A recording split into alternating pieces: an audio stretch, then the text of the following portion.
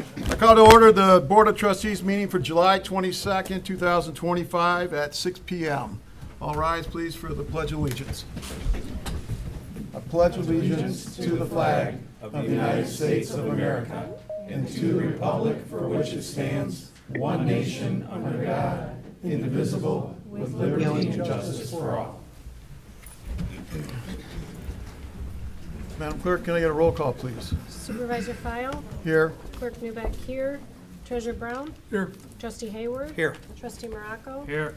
Trustee Nalmathu, Here. and Trustee Tedder. Here. We have a quorum. Great. All right, I'd like to get a motion to approve the agenda. I'll make a motion to amend the agenda by relocating item M1, closed session, to appear directly following section K, items removed from the consent agenda. Can I get a second? I'll second. All those in favor? Aye. Opposed? Motion carried. I'll make a motion to approve the agenda as amended. Second. All those in favor?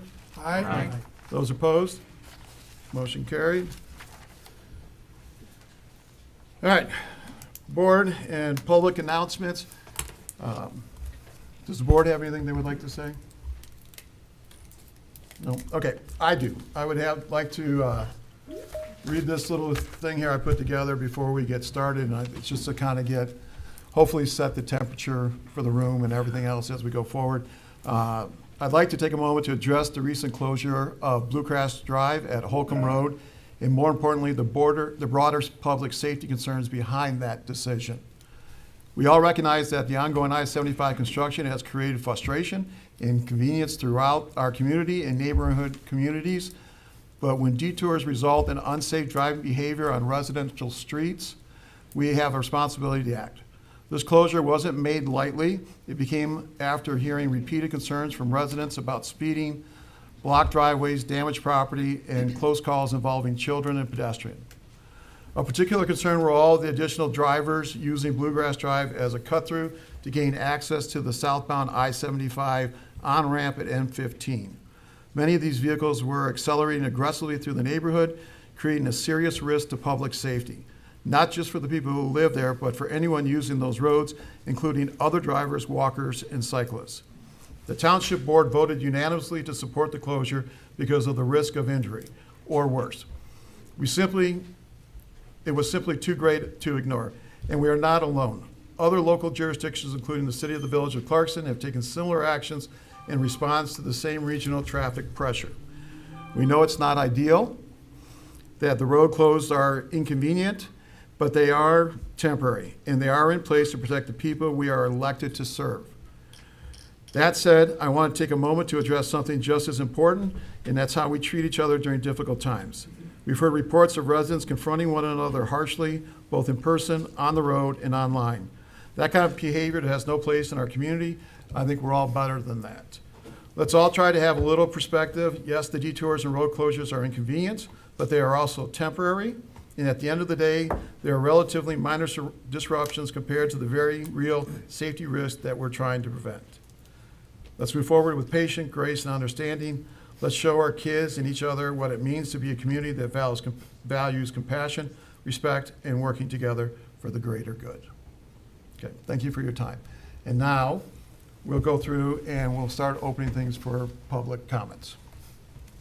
Now, so just one second. Let me just kind of go through the rules a little bit. There's a lot of people here, and I want to make sure everybody gets an opportunity to come up and talk and say what they want to say.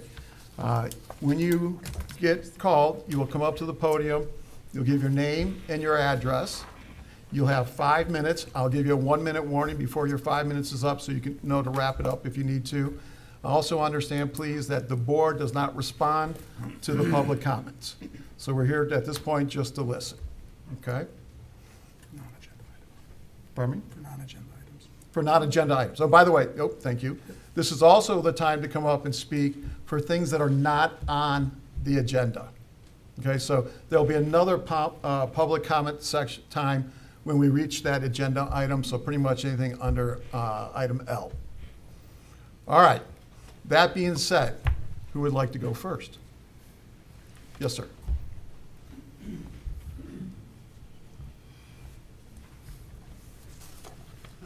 My name is Tom Brunheiser. I live at 7579 Blue Beach Terrace. Jim actually received an email from me concerning this same issue. I also sent an email to the county. I understand the residents on Bluegrass, and it's separately also for the people on Miller, which kind of makes this a double problem because they also closed off Miller Road. I had a serious medical event 3 years ago. The fantastic people at Independence Township Fire Department and their EMTs came to the house quickly, and 3 minutes after they arrived, they had to administer CPR because my heart stopped. Now with these 2 road closures, I know you only control one of them, with these 2 road closures, if it took them 5 more minutes, I might not have been revivable. So I have a severe medical issue or complaint with these road closures. I think that if there's a problem with traffic going through there, then put more deputies on there. In fact, the other day, I had a dental appointment with Dr. Foster on Bluegrass. In order to get home, I went up Bluegrass a little ways to Glen Burnie and then down Glen Burnie. There were 5 deputy cars parked on Glen Burnie. I got out and I stopped and talked to the sergeant. He said, well, he'll let me go this time. But by the time I got to Miller Road, there were 2 more deputies out on Miller Road with cars stopped. I don't know if they just issue warnings or tickets. But I am not part of the traffic coming down, yeah. I just blew it. Dixie Highway, because most of that traffic is coming down from Grand Blanc because they get off the expressway to avoid the construction. We live in just off of Holcomb, so I consider myself local traffic because I go from my subdivision in the Clarkston area, in the Independence Township area, to get to my dentist, my doctor, other businesses, and downtown Clarkston. So I definitely feel that it has to be available as a public road, which is how it's designated, and be open to the public. If the people, the residents want to make that a private road, well then make it private permanently, and they can pay for their own road construction, and they can pay for their own snow plowing and any other work required. I do not feel they should put other residents at risk. Thank you. Yes, sir. I'm just going to try to work my way back, so. Elijah Descent, 7221 Deer Hill Court, Clarkston, Michigan. I live in Deer Lake Farms. We just, in May, had a tragic event with my child who ended up dying, and it was 22 minutes to St. Joe's. No way to get on the highway if you had a medical emergency to go to Children's in Troy from my house, blocked off with physical barriers, no way for ambulances to get through. You know, this is a serious problem that maybe you guys didn't think about and might need to reconsider. So I would appreciate, you know, just for emergency's sake, these things could be, you know, thought about, reconsidered. Thank you. Sorry.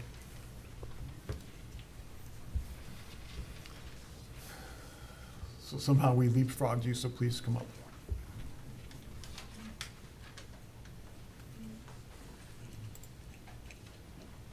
I'm Cheryl Gronowski, 7690 Deer Hill. I'm sorry I'm a couple minutes late, but there was traffic. Okay, this will be very short because everybody's going to tell you all the inconvenience, which basically, this is a funnel. All your roads are trying to go into this little tiny funnel, and it doesn't work. So anyway, they're going to tell you what the problem is, but what I'd like to say, this is the most important thing. If any resident, which is basically what he spoke to, has a medical emergency, a fire emergency, burglary, assault, anything, there is no way, time is of the essence, and there is no way that they can get through in enough time to save those people. And I know that you're familiar with funding and financing. And I know you're giving tickets for $200 to a couple hundred people. Save that money. This is the best advice I can give you. Because I guarantee you, if there's a problem, there are going to be large lawsuits, and it's going to all come back here. Thank you. Thank you. Okay. Just one more point on that, is that there's mics up above, no, you're fine, I'm sorry, thank you.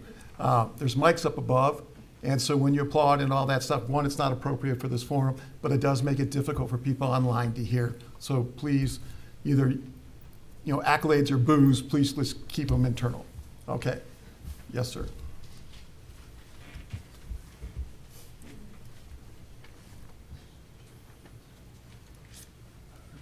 Good evening, Leonard Gronowski at 769 Deer Hill. I'd like to know who appointed, all you council, and I don't know if it is an ex-cop that they say has started this whole thing, and the road commissioner. God, we voted, we're all pay taxes, we voted yous in. You're supposed to be for the people, all the people, not just somebody that's scratching somebody's back. That's what it comes to. I would like to, you could have a pothole in front of your house that you could bury your car in, and you couldn't get the county out there to fix it. It'd be 2 months. But boy, the county commissioner can run around and find concrete barriers to block off the roads in a big hurry, because somebody's getting their back scratched for this deal. And furthermore, I called the county commissioner. They put a sign up on Holcomb that says Bluegrass is closed, going each way down by the church.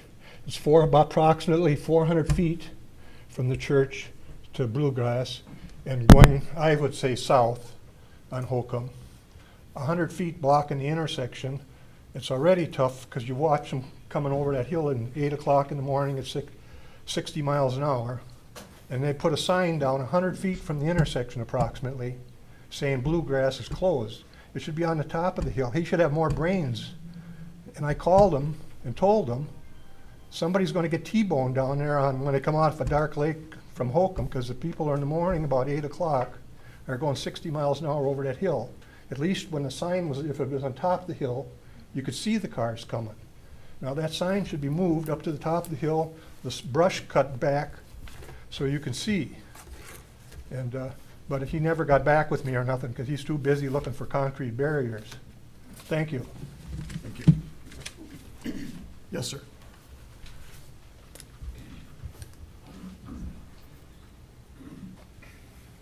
Good evening. My name is Luciano Anselmino. I live at 6986 Langle Drive in Deer Lake Farms.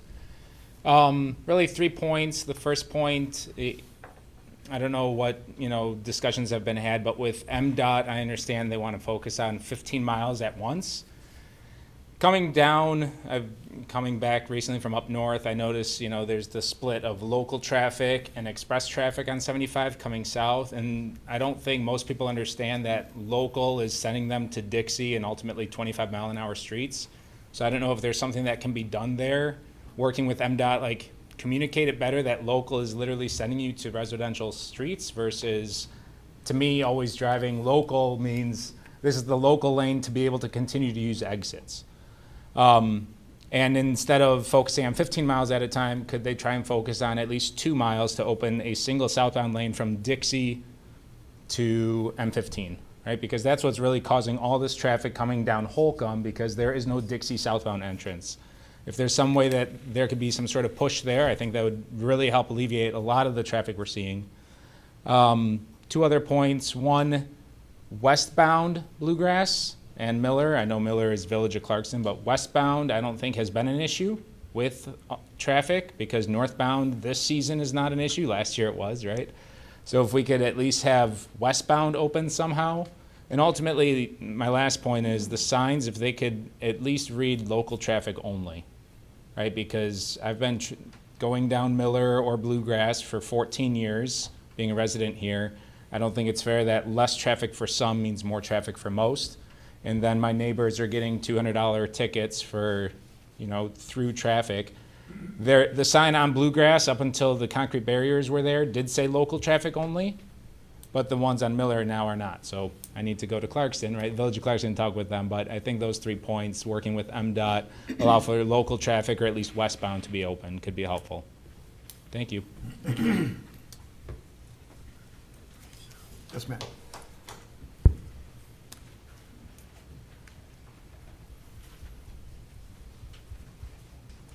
Hello, my name is Denise Moore. I'm 7236 Holcomb Road, 2 doors down from Bluegrass. And my suggestion is, why don't we put a traffic light at the end of Bluegrass so that traffic can get on the highway, because that's an issue apparently. So that would be a consideration. I've never heard anyone say anything about that. But so here's how it goes. I come off the highway, and okay, I have to skip over Bluegrass because I can't go there. Go down to Miller, can't go down Miller. So then I go down to downtown, and it's backed up 20 cars.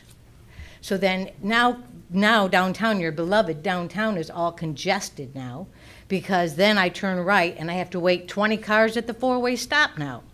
And then again, then I turn on to Holcomb. So, you know, we're just having so many traffic issues that it seems like, well, I don't know why they're not considering a light to go there at Bluegrass, even if it's temporary. When you say temporary, you mean 2.5 months, right? I think that's what you had said, which is a long time, you know, leading into. I can't even get out of my driveway, you know, and then all the cars that we're making left turns, even though it said, you know, not to turn left before the cement barriers were up.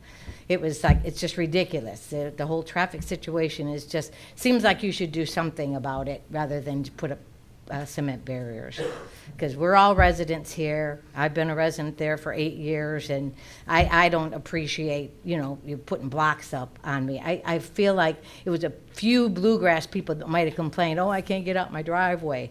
Well, maybe if there was a light there, then people would be able to move about a little bit more, you know, a little more organized. Thank you very much. You said no. Yes, ma'am.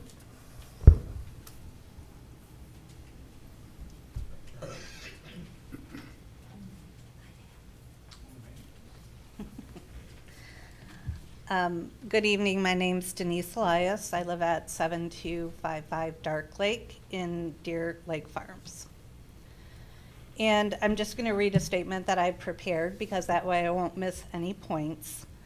I'm here tonight to express my continued frustration over the blockage at Bluegrass in Holcomb and the restrictions on Miller Road in Clarkston. As many of you know, the I-75 construction and the shutdown of M15 access point have disrupted traffic for our entire area. But for residents west of Holcomb, those of us in Deer Lake Farms, in Bridge Valley, and other people, the impact has been especially severe. Bluegrass Drive is barricaded, Miller Road is restricted, and Deer Hill Drive, one of our internal roads, remains closed because of a bridge collapse, damage caused by excessive traffic during earlier phases of I-75 detours. That leaves us with only 2 alternatives. One is Allen Road to Cranberry Lake. That Allen is a very narrow road, similar to Bluegrass. It's residential, and unfortunately, it's also unpaved. It's a dirt road, and no offense, but our cars are getting filthy. On Washington, which is already overwhelmed, in carrying the burden of the north-south traffic for thousands of drivers. While technically those roads exist, they're not realistic or sustainable for the volume of residents we need to daily access to M15. And residents using Miller Road are being issued $200 traffic tickets when they simply live across the street. So if you go from the stop sign at Miller Road across Holcomb, you are in Valley Park Drive, which is Deer Lake Farms. Last week, many of us spoke at Clarkston City Council meeting. We asked to be treated as local traffic on Miller Road. The council graciously agreed to place the item on their next agenda for a vote. At least they listened. This township board, by contrast, voted unanimously to barricade Bluegrass based solely on concerns raised by the 20 or so residents on that street. The resolution said the road would remain closed until the supervisor determines otherwise.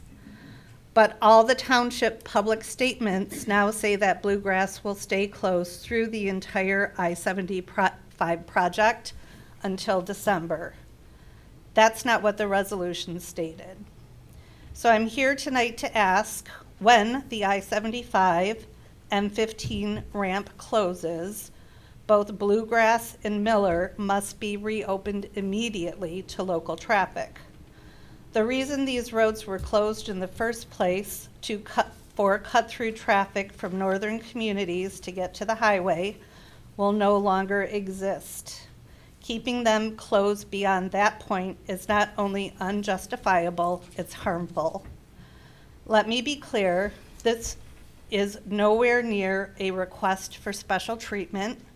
We are asking for something basic: access to our homes, the ability to get to work, to take our children to school, to move safely and freely within our own community. We pay taxes, millions of dollars collectively, to maintain these roads and this township, and yet we are being denied the basic right to use them. The situation has created division within our community that is unsustainable. It is You have 1 eroding. minute. 1 minute. It is eroding trust. It is pitting neighbor against neighbor, and it must be resolved, not months from now, not at the end of construction, but as soon as the original need for the closure is gone. We deserve solutions, we deserve access, and we will keep showing up until both are delivered. Thank you. Yes, ma'am.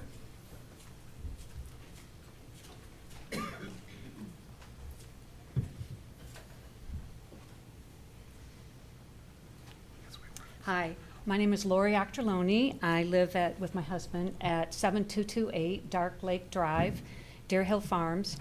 And I've been a resident of Clarkson for 52 years. I have lived in Deer Lake Farms for 31 years. And I think it's a bit of an exaggeration to say that's our normal travel route, is from our house to go through Bluegrass or Miller. And honestly, I haven't seen children playing out on either of those streets for decades. And so I think that's an exaggeration. And I think that you validly had a concern and you heard the Bluegrass residents, but you didn't take into account the rest of us. Because I think what's happened, obviously what's happened is I'm more concerned about the pedestrians that are in downtown Clarkson at Holcomb and Washington.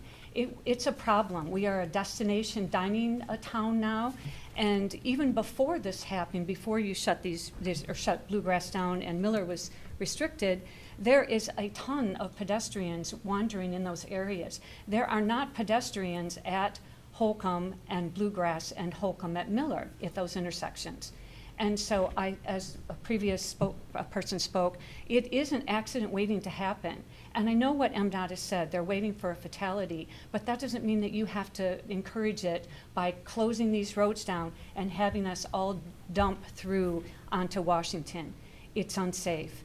And at our home, we also had a medical emergency a year and a half ago at Christmas. We needed both police and we needed ambulance.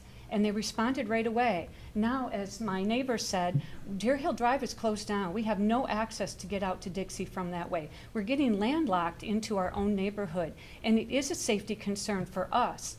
And we are taxpayers, and we're voters. And we voted for most of you, and we're happy that we did, but you didn't consider our perspective on this issue.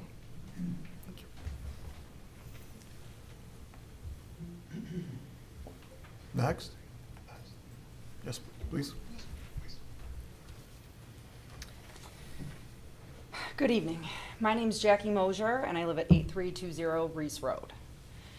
I'm here to express my deep concern about the road closures and traffic rerouting caused by the ongoing I-75 bridge repairs. The closures of Bluegrass and now the heavy enforcement on Miller are not solving a safety issue. They're simply shifting the burden and creating new, potentially more dangerous problems for the rest of the community. Let me be clear. Bluegrass and Miller have always been an acceptable through street for residents. The only thing that has changed is the volume, because neighboring city drivers are trying to find any viable way to access I-75 due to construction detours. Blocking these two streets, especially with full concrete barriers, hasn't fixed the problem. It's created bottlenecks on other roads that were never designed to carry this level of traffic, threatening both infrastructure and public safety. You've moved the danger, not removed it. We now have daily backups, gridlock during peak hours, and traffic officers ticketing residents for using streets they have always been legal and logical cut-throughs. We're punishing drivers for trying to do the only thing left: get to work, get their kids to school, and navigate a system that's been severely restricted with no realistic alternatives. What's worse is that what's coming. Both southbound I-75 on-ramps are about to close. I understand, you heard me, both, not the one that goes under the bridge, the one heading northbound Excuse me, too. ma'am, would you adjust the board, please? I understand the ramp from southbound M15 must close as it goes under the bridge being repaired, but the other ramp, which serves M15 northbound to get on I-75 southbound, is being closed preemptively, not due to the construction, but out of fear that drivers might make an illegal left turn. That's not a traffic solution. That's a planning failure. Instead of cutting access off entirely, install a temporary traffic light. Have deputies there to direct traffic if needed. Even better, reopen Bluegrass. That intersection paired with a light would allow safe and logical access to I-75 through this construction nightmare on I-75. But here's the bigger issue. This isn't just a local enforcement problem. This is poor planning by MDOT, and the pressure should be put on them, not on your residents.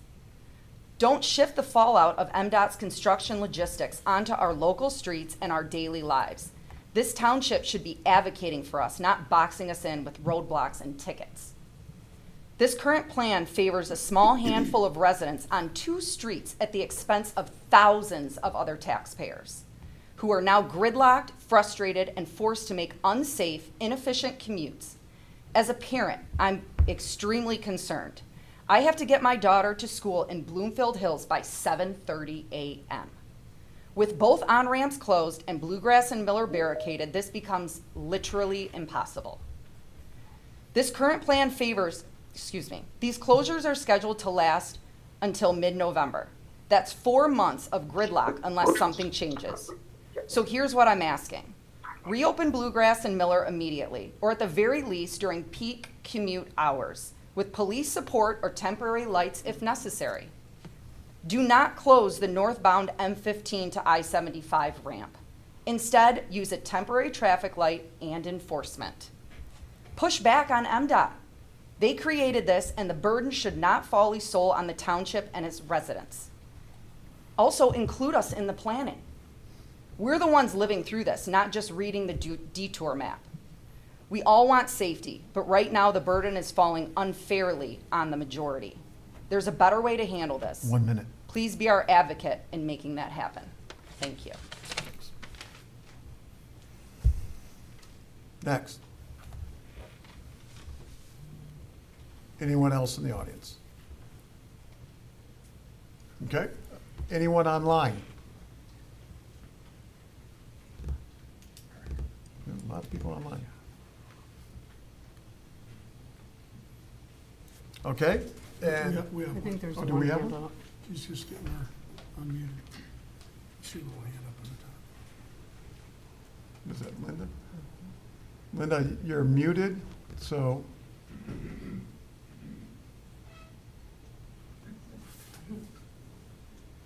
Nope, still muted. There you go, maybe now. I think I got it there. Okay. Couple things.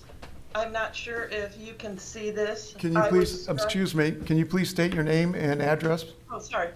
It's on the screen, so yeah. Linda Belair, 7674 Devons Ridge. This is the MDOT map of the closure. If you can't tell what that says, it says that Holcomb is closed. Holcomb is closed at Davisburg Road. It clearly is not. And I thought Ann, back on the 8th, had suggested that, only to find out it's actually what MDOT says is occurring. If you cut all of the non-local traffic coming down Holcomb off of Dixie, you're going to get a lot less traffic through there. I support the last resident who talked about the light and traffic enforcement. I wrote MDOT back in May and made that point, and I was mansplained into sit down and shut up. And I've sat down and I've shut up. But we pay a lot of taxes. I know you don't realize that Bridge Valley is more than just one road in Independence Township. We're 5 roads. We're at least 50 homes that pay $500,000 towards Independence Township. And I think we need a voice and a representation that represents all of us, not just a small minority. And I have no idea what is going to happen when school buses go back in service and they're going to be stuck in the gridlock that is at Washington and Holcomb.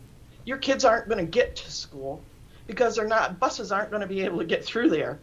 Have you ever sat on northbound M15 or Main south of town at any point in time from noon on? I don't know how people tolerate it. I'm lucky I'm retired. If I have to stay home, I'm staying home. But we endured Holcomb being closed last year for an inordinate amount of time, having to watch no construction going on. But when those M15 entrance ramps close, you're going to have Ortonville, all of us, trying to get on at Sashabaw. I am beside myself figuring out how this is going to work. Thank you. Thank you. Anyone else online?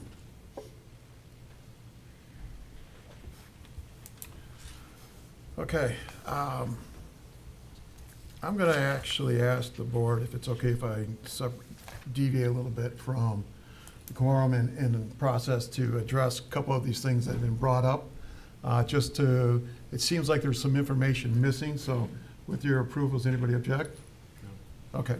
So I do want you to know that since May, Jonathan, the city manager of the Village of Clarkson, and I have been in constant contact, not only with each other, but with the MDOT and RCOC.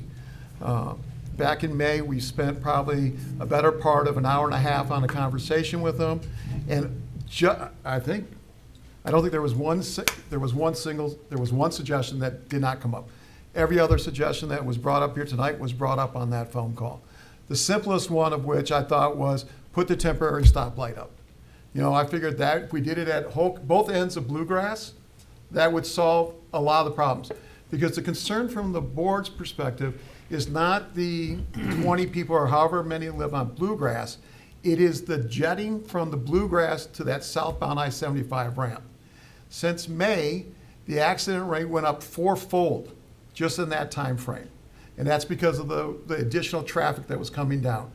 From my perspective, and I'm going to just say this, and I want to speak for the board, my main concern was the safety of the people cutting through, getting over to M15, or I'm sorry, on the I-75 southbound road. So I said, let's have a stoplight. We argued, MDOT and RCOC said, nope, not doing it.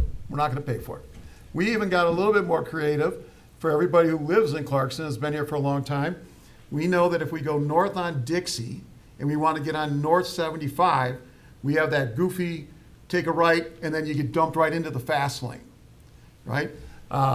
Well, if you were to look at that, if you would look at that ramp, and instead of making that turn, if they would have went about 75 to 100 yards, across right now it's flat grass, it would go into the southbound I-75 lane. So we said, hey, why don't you just temporarily pave that? We've seen you pave other roads temporarily to go around stuff. We're talking 75 yards. That will solve all the problems, or not, well, of the vast majority of the problems for an extended period of time. They said, nope, we're not spending the money. Somebody talked about project management. I go north a lot. And so from there, I'm sitting there looking at the 11 bridges that they're repairing. They started at the north end. and they're working their way down, and the 15 and 75 is the last bridge. If you remember, originally, they closed all the ramps all at once, regardless if they were working or not. It took a bunch of residents and this board complaining to MDOT to open up the 75 southbound ramp coming south on M15. So the voices, it does work. But we told them that that was, at that time, I used some probably not very politically correct language, and said that was the worst planning I've ever seen in my life. Why didn't you start at the southern end?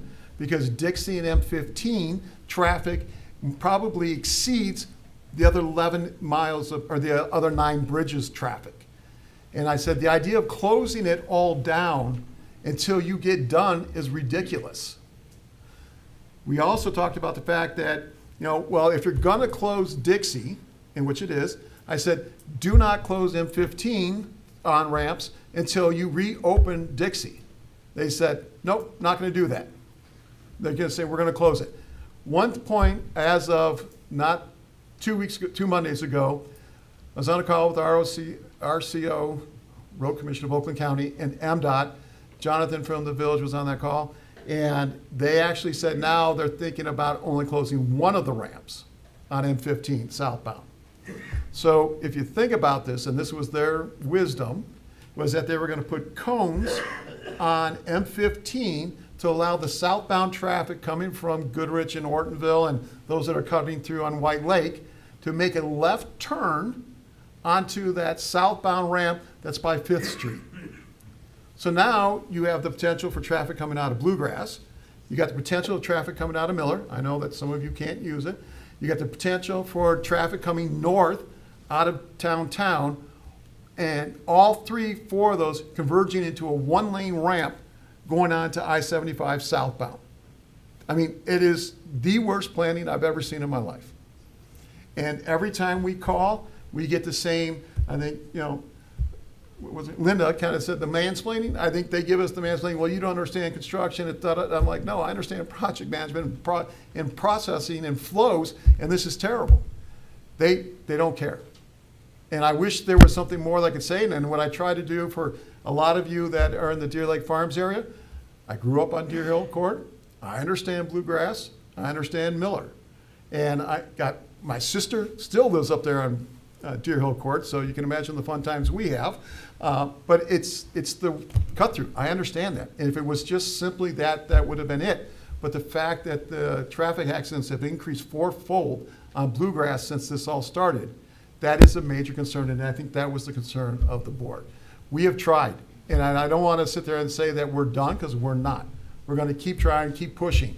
Matter of fact, one of the things is that, the city attorney, township attorneys here, I've even sent them cases from, I think it was Novi, that sued the MDOT to try to get things open. We're looking at every single possible thing we can do to try to alleviate it. Unfortunately, we don't have any control over Miller, so for those of you that are getting the tickets there, I apologize, but it's not really on us. That you need to go back and hopefully something can be worked out there. As far as Bluegrass goes, because of the way they're planning on doing the opening of it, that is going to be a problem. It's going to be a major problem if we open that back up and all there are cones there. The one idea that was not brought up, and I'm going to give kudos because I think actually 2 of you brought up, is maybe during rush hour times have police sitting there to be able to direct the traffic a little bit more. Okay, that's a sound idea. I think that's a sound idea. That is actually one that we as a board can implement. Taking a look at that, that's a viable option, and I wrote it down, and we're going to make sure that we go back and take a look at that, have a conversation with the police department to figure out how would that work, what would that look like, what's the risk to them too, right? Because having a squad car there probably would temper it down, but at the same token, I did not realize there was 5 or 6 police cars on Miller Road, but at the same token, we need to make sure that we're taking care of the police officers as well and they're safe, right? So there's a little bit of things there, a little bit more than just having somebody sit there, I think, but I think it's a respectable idea. Was there something else? Close with the supervisor. So somebody made the comment that, the board gave me the authority to reopen Bluegrass. It was and is my intent that once the Dixie Highway ramp opens, it was my tent, and I'm gonna explain that in a second. When it opened, you're right, that traffic would then all be over there. We'd be back to our normal traffic flow. It shouldn't be that big of a deal. We should be able to reopen up Bluegrass. That was the intent. The problem we're struggling with right now is that it's the timing of opening those ramps. The MDOT said that they're not gonna open Dixie and M15 at different times. They're gonna open both at the same time. We're arguing with them to try to not do that. Again, don't close M15 until you open up Dixie. If we can get that and they'll capitulate, then I'd be more than happy to open up Bluegrass. You know, you guys have been, the Deer Hill Farms and Bridge Valley people and then Holcomb have been very diligent in reaching out, which I appreciate. And I apologize if I haven't got to all of you, but I'm probably getting 10 to 15 calls a day. I do try to return as many as I can. So if I've missed it, I apologize. But again, I just want to re-emphasize the fact that we have constantly been on this. This is not something that we did half-heartedly. We looked at the data, we've collected it from the sheriff's office and everything else. It was the fourfold increase in traffic accidents at the 15 and Holcomb area that really drove up that concern. And it was not necessarily even about just the people on Bluegrass. It is about all of you cutting through. And again, I know it's your normal cut through. But also then people coming down from Springfield and everywhere else that are using the bypass to come through there. Because for a while there, just as a side note, we tried to get MDOT to get with Maps, Waze, Google, to tell them, stop sending people that way. Right? Because that used to be the detour workaround Waze would give is get off there, go down Holcomb, go down Bluegrass. We finally got, I think, 2 of the 3 have stopped using that as the alternate route, which hopefully starts decreasing traffic as well. So again, we're trying to be as creative as we can to do this, okay? And I think for the most part, I think that addresses a lot of the things that we're trying to do here. It is a constant, ongoing process. And yes, it is supposed to be going, and you know, I don't know, maybe I'm foolish, but I will share with you that at the beginning of the call, they said they were a month behind schedule. An hour and a half later, they told us that the project was supposed to be done on November, right around the middle of November. Truthfully, I don't know. And I don't know if they know. And I think they're trying to skirt it a little bit. But I have talked to a couple of people from the RCOC, and they said that they tend to make the projects a little bit, they state the projects a little bit longer than what they normally will take, just because of the fact that they have unknowns, weather, those types of things. But unfortunately, folks, it may actually go beyond November 15th. And, you know, and that's why, again, there's not much we can do.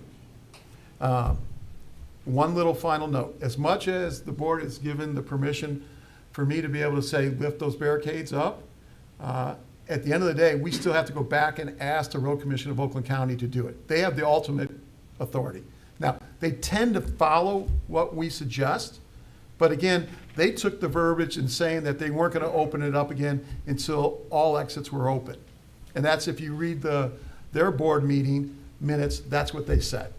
Now, hopefully that doesn't mean that that will be that way, and once we start calling and asking them to open it, they'll go through and allow that to happen. But I want to be as forthright with you as we can, and understand this is a very difficult time for everybody.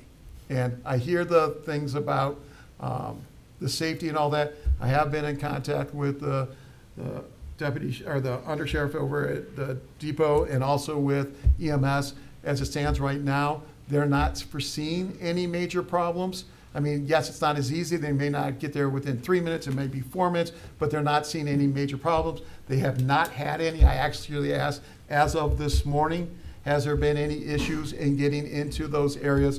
Deer Lake Farms, Holcomb, kind of, or north of Holcomb over there by Bridge Valley and all that. They said they have not had issues on that front. So we are constantly monitoring that aspect of things as well. And I think that's it. I don't want to reopen it. So, I mean, at this point, we're going to close the public. We've closed public comments and all that. I just wanted to try to give you a little bit of an update. I don't know if anybody else on the board wanted to throw anything else in there. If not, then we're going to move on the agenda. All right. me a second to get reorganized again. Where'd my agenda go? Yeah.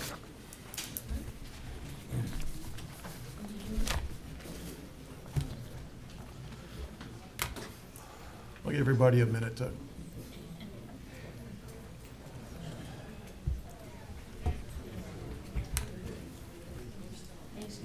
Yeah. Sorry. The road commission, the county, the township, and the village locked in one room, come up with a resolution, because I've talked to 3 entities and I get nowhere. I appreciate the idea. And we'll see what we Take on the Okay, consideration. thank you. And I also saw my email, and I sent you more than a week and a half ago. Oh, you did, okay, I'll look for it. Okay. All right, so public comments have been closed. Public hearing, we don't have any. Presentation reports, we don't have any. Carryover postponed agenda items, we don't have any. Next thing on there is the consent agenda. Request to approve the Board of Trustees' regular meeting minutes of June 24, 2025, and special meeting. I'd like to pull something out of the consent agenda. Oh, okay, sorry. I'd like to request that we pull J4 out for just a quick discussion on the contracts with the police and fire for the village of Clarkston. No,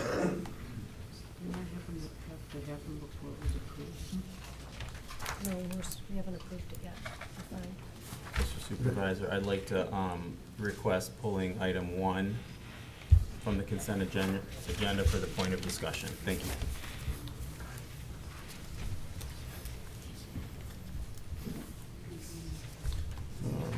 Well, I need seconds. Well, you haven't finished even reading the list yet, Oh, so why don't you finish reading your list and then we'll make a motion. okay. Understood? Yep. Yep, okay. Very good.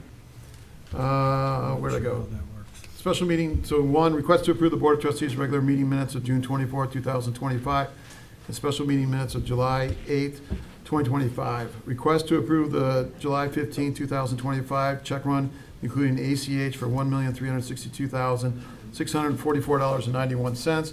Ratify the July 1st, 2025 check run, including ACH for $4,224,268.42. June 20th, 2025, and July 3rd, 2025 payroll of $410,099.28 and $438,672.28, and the May 2025 EFT ACH wire activity of $586,624.33. Request to approve recognition as a nonprofit for the 501c6 organization, Clarkson Area Chamber of Commerce. Request to approve interlocal agreement to provide fire and police service to City of the Village of Clarkston. Request to accept 2025 Taste of Clarkston Memorandum of Agreement. Request to approve Brady Lodge rental with alcohol Friday, August 8th, 2025. And request to approve Brady Lodge rental with alcohol Saturday, August 23rd, 2025. I'll make a motion to approve the consent agenda as amended. Second. All those in favor? Aye. Opposed? Okay, now what am I supposed to do? And then we go to K, and address each of the items. Items removed from the consent agenda. Okay, so do I need a motion to remove them? No, we'll just open for discussion. Okay, so let's go numerically. Number 1. All right, thank you, Mr. Supervisor. Upon reading the minutes for the July 8th meeting, I was looking under board member comments and noticed that although my remarks were much more involved than what's represented, that I would ask that, and I don't know that I necessarily, unless it's the board's will, to go through what I paraphrase what I had stated, but I'd like my board member comments to be more reflective of the comments I made. While it is true that I remarked that the board is not currently working well together and hope that there would be more collaboration moving forward, there was much more substance to what I said, and I think there's a lot that's missing, and that's really just but a footnote to my larger remarks. So again, I don't know that I need to restate everything. If the board would like me to, I can, but all I'm asking is that the minutes be amended to properly represent my remarks. although the minutes are summarization, I can re-summarize, they're not verbatim, the minutes. No, are I not under, I, verbatim. and I do understand So that. I I guess can- I was comparing my remarks, which were, I think, What page is that? longer. This is the second page of the July 8th minutes, under board member comments. So, although I would say my remarks were among the longest, I think my piece here is among the shortest. So I'm just I just can re- asking. I will amend them and we'll bring them back next meeting for approval. Thank you, I appreciate that. Yeah. Thank you. Okay. Number 4. I'm Sam. still on number 1. Oh, I just got a couple. On motion number 06095, I'm assuming you're referring to me seconding it, but it says trustee Mersado. What page? Which minutes and which page? This is the first minutes of the 8th, and it's on, let's see, which page is it? It's right after the consent agenda. It's motion 95A. So right after that big list of the consent agenda. I don't see the page number. Page Okay, 2, end of page 2. It's I'm getting June, there. it's June, then it's not July. Oh, June 24th, I'm sorry. There's 2 sets of minutes here. Okay, my mistake, end of page 2. I'm getting It says there. motion by Clerk Newbeck, seconded by trustee Mersado. To Okay. recuse trustee Hayward. I believe that that was me you're referring to. And then it Okay. said vote all 7-0, but if trustee Hayward was recused, it should be 6-0. No, he had to vote for his recusal, Okay, so he voted for his own recusal, okay. yes. That just was part of the same But I will motion. make the That was the only thing correction that to- Okay. I caught that was no such trustee. So, Okay. very good. All right. Number 4. Item Trustee number Merle. 4, the interlocking agreement. I had one question. Most everybody's aware of the situation we had with the village last year with a significant amount of money that they overpaid to us, which was $87,302, which we did not agree to return to them because the statute of limitation had expired. And in the contract for the fire, item number 2A says no refund or overpayment will be paid, period, if found that it's overpaid. That's 2A.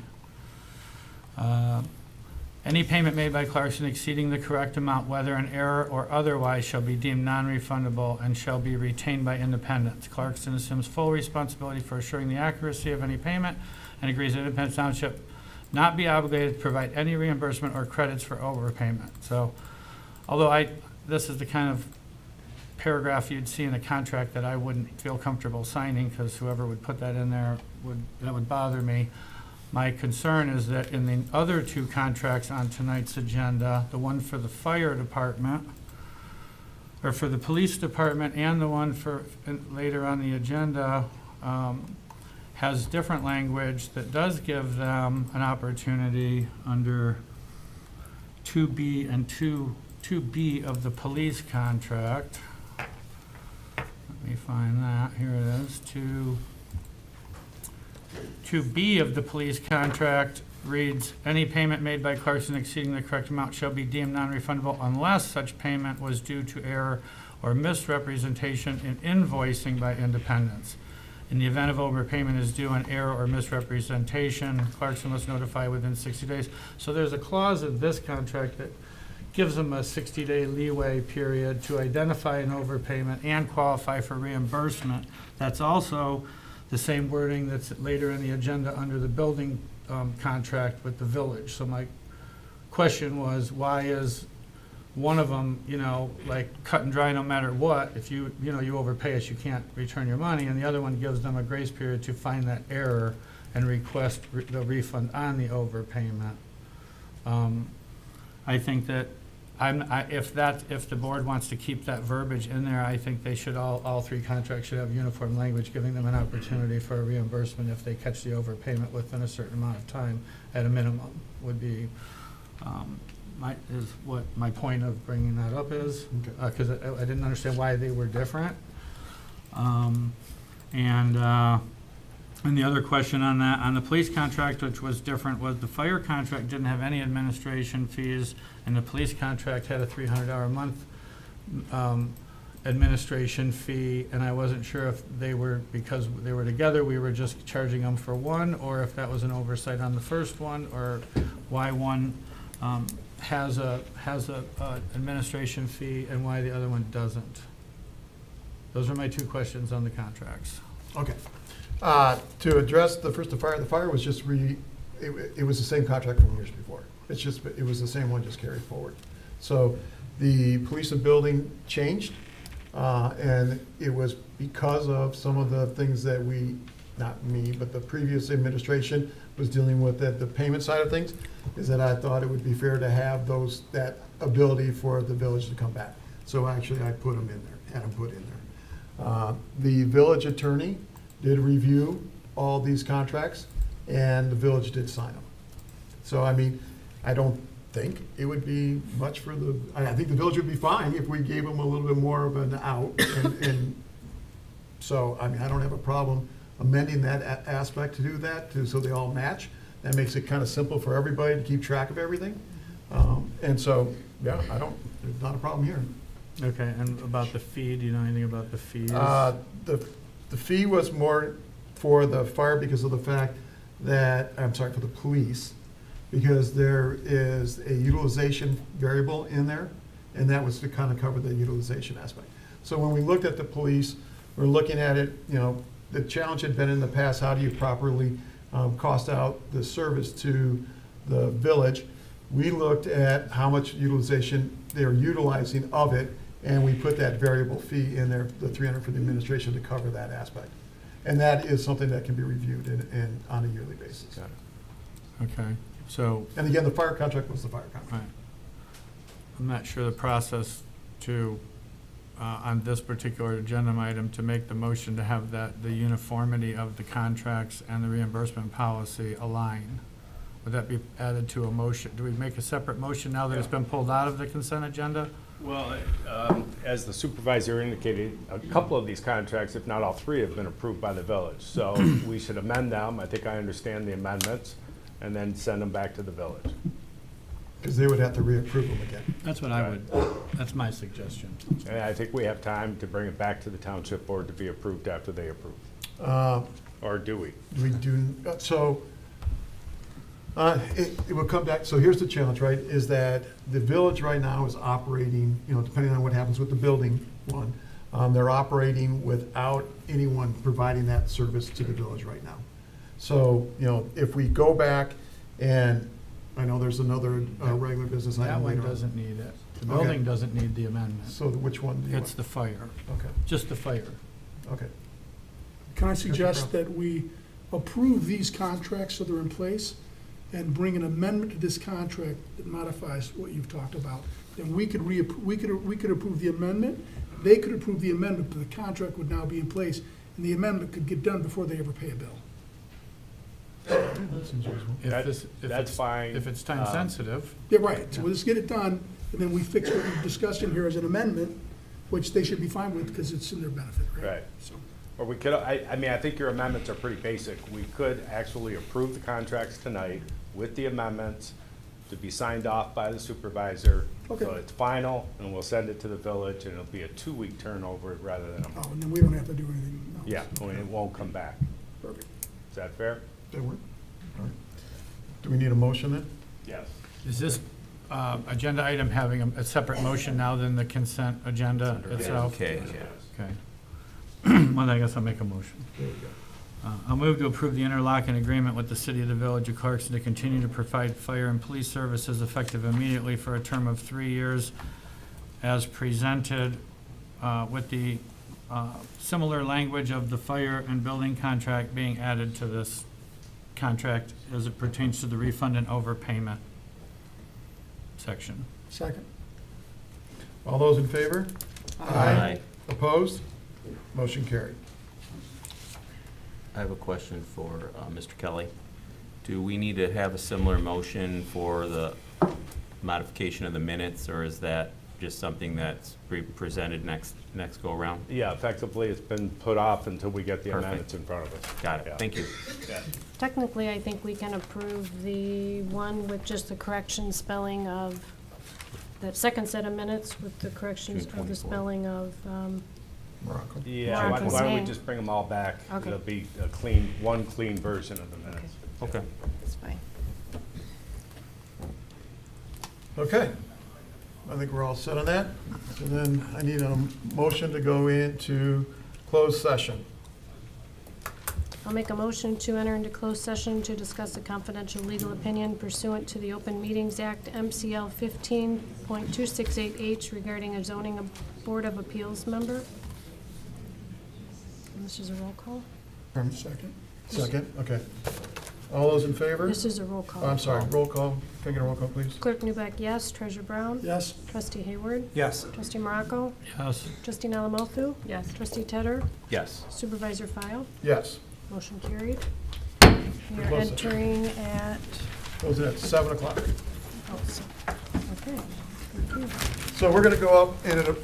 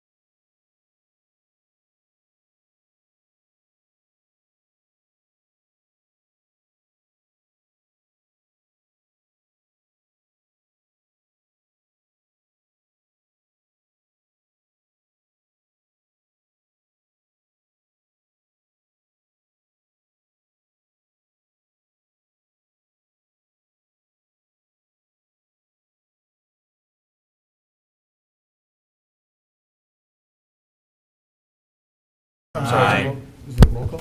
No, that's. No, that's all unanimous anyways. Okay. Opposed? I should have asked. No, good. All right. Okay, so apologize, or not apologize, I appreciate the fact that you all hung out. So, and I apologize it took us a little longer than we thought. Here's what we're gonna do. We're going on this L1, which is the request to authorize an investigation of the ZBA chair for misfeasance, malfeasance. We're going to go through a little bit of a process here on this. The first thing we're gonna do is we're gonna have the township attorney kind of frame the issue a little bit, just so everybody's clear on this. This is not a very common thing that happens in the township. So I think it's important that everybody understands the framework of how this would all work out. Then we're gonna go through the typical public comments section, which would then entail anybody who submitted a letter, that would be read. Then we're gonna open it up. Anybody who wants to come up and speak may come up and speak. And then we're gonna go straight into the motion of what we're gonna do going forward. Okay? Again, same process. If you come up to the podium, please give your name, your address. Recognize the fact that it's a 5 minutes. I will let you know when you're down to your last minute. And also understand that the board does not respond to the comments during this point in time. Okay? All right. All right, thank you Supervisor File. All right, so first of all, before the board tonight is simply the decision as to whether or not we move forward with the request to consider the removal of the zoning board of trustees, zoning board of appeals chair, sorry. That decision is based upon the fact of whether or not this board feels there is sufficient evidence to show malfeasance, misfeasance, or nonfeasance. Ultimately, the Board of Trustees will sit as a juror if we move forward tonight in a due process hearing that as an appointed official, the chair of the ZBA is entitled to. At that hearing, the ZBA chair would be provided notice of the hearing, the opportunity to respond, review of any relevant documents, and potentially even calling witnesses if that is determined to be relevant to the determination of this board. So I would advise the board that you effectively are in the seat of a juror if we move forward tonight, 30 days from now or whenever the hearing is set, to determine whether or not there's sufficient evidence for the removal. With that being said, the only issue that is in front of the board tonight is whether or not by a majority vote we decide to move forward. I've phrased the issue as if a board member believes that the allegations as contained in the MAIF, which are essentially that the chair in a particular case, that being case 2420, acted with either malfeasance, misfeasance, or nonfeasance, if there's sufficient evidence at this point, whether or not that's true or not true, whether or not you as a board member feel that there is sufficient evidence for removal if proven, that's the decision, that's the logic upon which your decision should be made, essentially said. And if we move forward tonight through the clerk's office and my office, we will provide the notice and the due process rights to the ZBA chair. Any questions? No. Clear as mud? Yep. Yeah. Okay, thank you. I have a point of clarification on this presentation. I don't believe that the complaint alleges nonfeasance.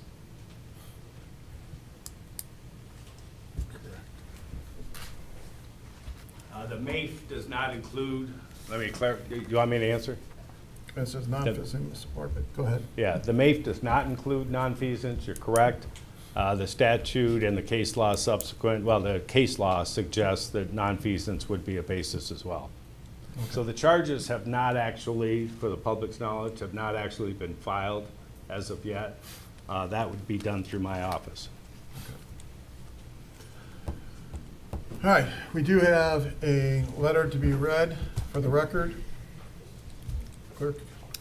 From Neil Wallace, dated 7/22/2025, the Independence Township Board must reject the complaint seeking to remove Jim Empink from the Township Zoning Board of Appeals because it is without merit and endangers the operations of the township governance and how our public views the exercise of its authorities. The ZBA's Pine Knob sign decision that is used as the basis of the complaint occurred before my appointment to the ZBA, so I do not write to comment on the substance of that decision because the language of the complaint is not about the substance of that decision, but rather purports to be about merely the chair's handling of the process and making of adequate findings to support the decision.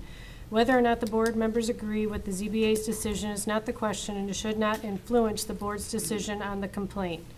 It is evident the complaint was made because of the frustration with the decision.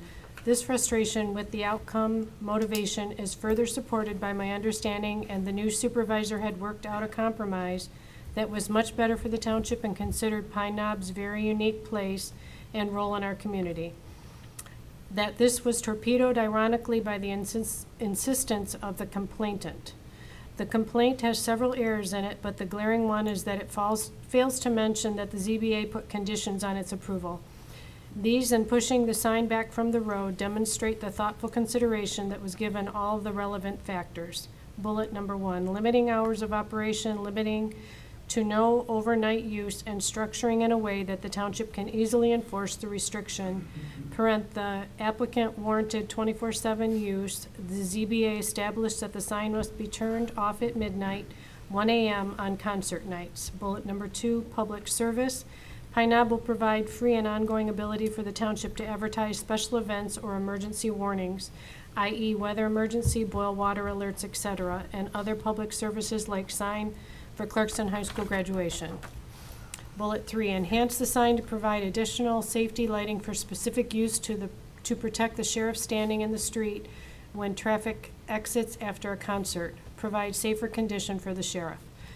The most common appeals of ZBA decisions are by a disappointed applicant, which most commonly are sent back to ZBA by the court for the failure process, specifically the proper findings to support the decision. The court here determined there was no such failure in Pine Knob's case. In other words, the Independence Township ZBA had followed the required process and gave adequate consideration to the required basis for its decision, which means the attack on the process by the complaint has already been ruled on by a court, so the allegations are unfounded, without merit, and therefore the complaint must be rejected and dismissed. The motion to investigate is unnecessary because all the facts and circumstances necessary and appropriate for the board's decision are in the application and presentation requesting the variance, the meeting video and minutes with the court documents. Moreover, the court's ruling means there is no reason for an investigation. Personal attacks on individual government officials will have an improper chilling effect. The recruiting of citizens to serve, the manner in which decisions are made on, and governing and management of the township. For the good of the township, these sort of collateral attacks must be rejected in the strongest terms. For any and all of these reasons, the complaint must be rejected and dismissed. Thank you, Neil Wallace. Okay. All right, we're going to open it up to public comment. So again, we'll just try to work our way back and one at a time. Yes, ma'am. Name and address, please. Pardon me? Name and address, please. My name is Bridget Gibbs. I live at 6617 Pondview Road. I have lived and done business in Independence Township for over 20 years. My late husband, Jeff Gibbs, served on the ZBA before his passing in 2016. When he became ill, he recommended that Jim Epping take his place on the board. Both Jeff and Jim worked together at one point for Gibbs Planning Group. Gibbs Planning Group is an internationally recognized firm that specializes in new urbanism, the planning of historic downtowns, neighborhoods, and urban town centers. Their principal teaches at Harvard, has written a textbook used at U of M, and was named one of the most influential people in new urbanism. Jim has worked with him. Jim has a master's in landscape architecture and urban planning from Michigan. He volunteers his time and talents for the community. We are fortunate to have somebody of this caliber working on our behalf. The 3-to-1 vote of the ZBA to approve the sign at Pine Knob was a board decision. It has been upheld by the circuit court. To appeal is a waste of tax dollar, tens of thousands of tax dollars and resources. For the township to sue itself is absolutely absurd, especially since Pine Knob has offered so much in return. Malfeasance, misfeasance are serious charges. What message does this send to the rest of the community?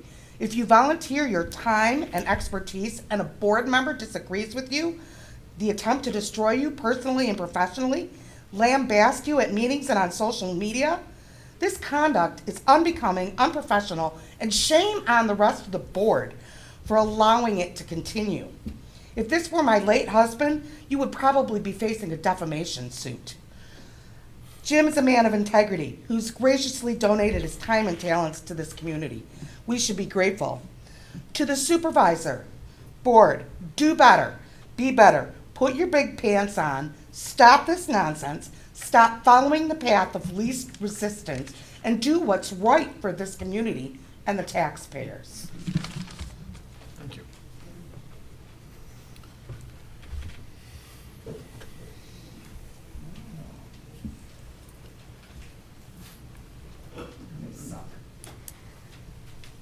My name's Mark Wiedemann.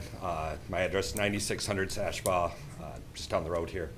I just wanted to, I really don't have anything to add to Mr. Wallace's comments. I thought they were well written and it was clear direction on how the board should vote. I also am just passionate. I've known Jim professionally for a number of times. I've been in front of the ZBA multiple times. I've been on each side of these issues. But what I would tell you is every interaction I've had, it's been with the township's best interest at heart. So my personal experience with him is just echo everything that every experience I've had has been, again, they've been positive and negative from my standpoint, but he has the township's best interest in mind. I've also kind of followed this just because I have a vested interest living on Sashbaugh Road, north of Pine Knob. I get it, you know, the sign is, you know, iconic. I was born and raised in this community.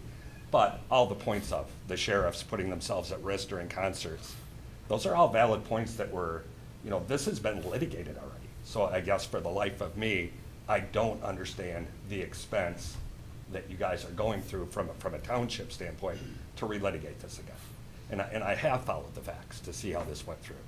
And I guess that's it. I would just kind of reinforce not only the letter, but the most recent comments. Thank you. Thank you.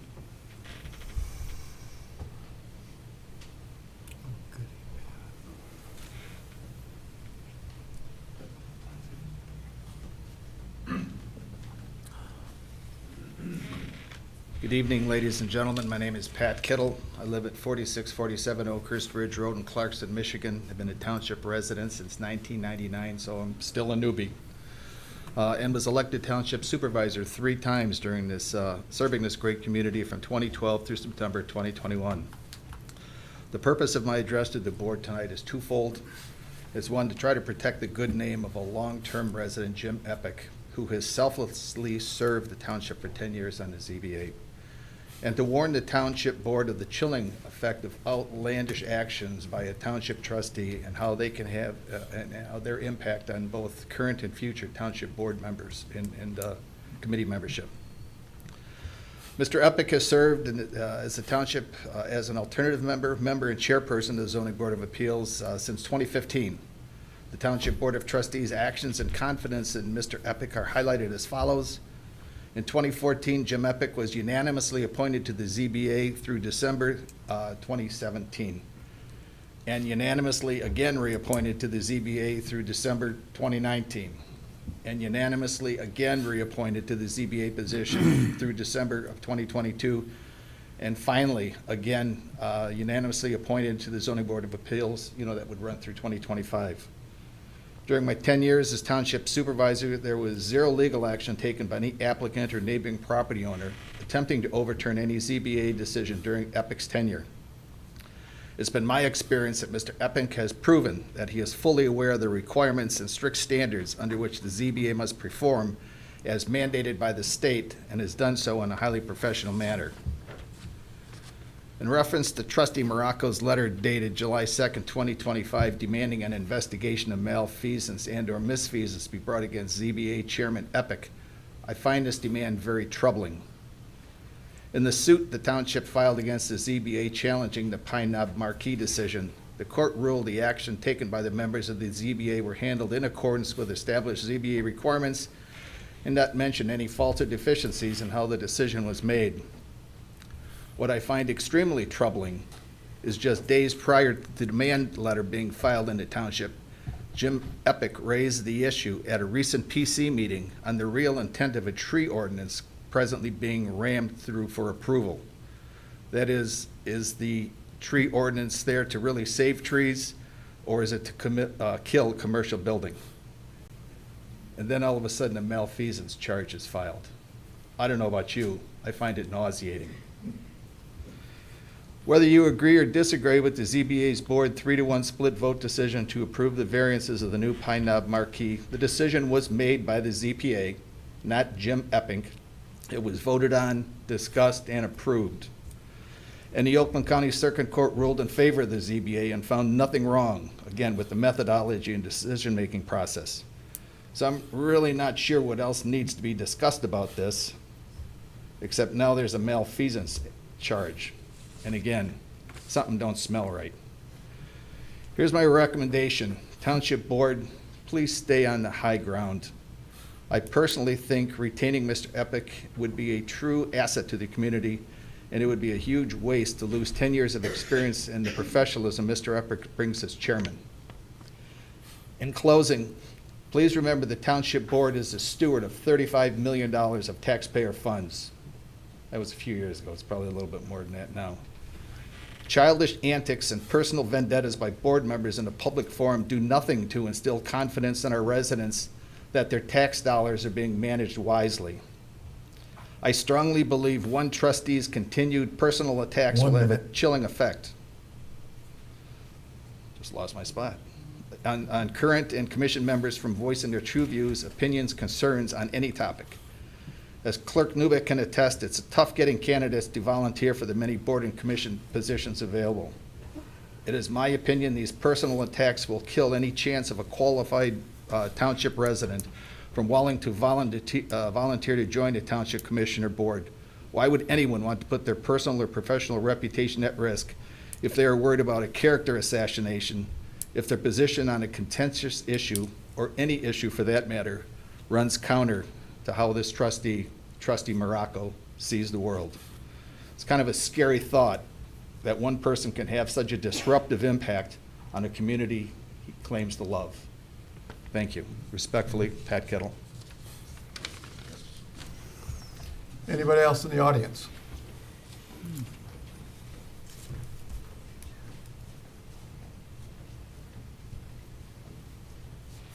Good evening. My name is Jeff McGee, 8751 Onondaga, Clarkston. I come before you, not that I like to be here. I served 2 terms as trustee and multiple years on the Zoning Appeals Board, and the most of which as chairman. I had the good fortune of actually serving with Jim Epic and find him to be very credible, and I'm absolutely flabbergasted at the nature of what this is all about. It appears to me to be Mr. Morocco's witch hunt against, somebody who's virtually volunteering his expertise in the community. I did it for a lot of years, and then I intentionally stepped away. But to not echo things that have already been said, because the people that have come to the podium before me have said some very specific things. But this is a slippery slope, and to me, I don't profess to want to claim what Mr. Morocco's intentions are with all this, but it's been tried, it's come back out.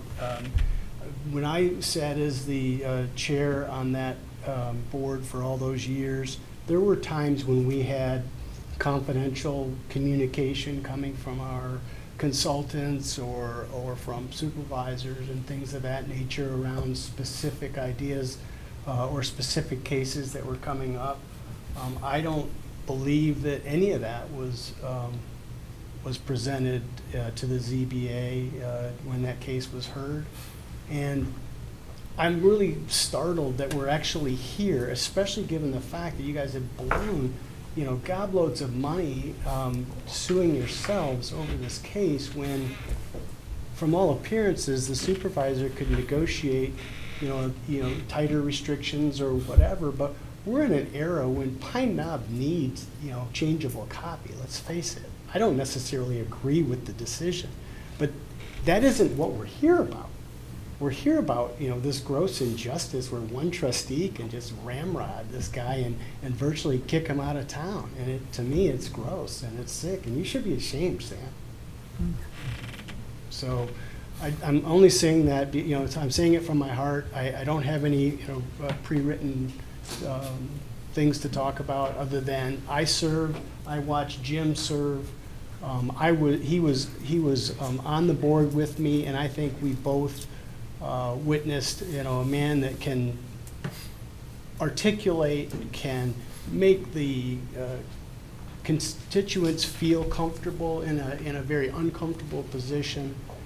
And as others have said, at no time has his decisions been challenged, other than by the own township that he represents. So that's it. Thank you.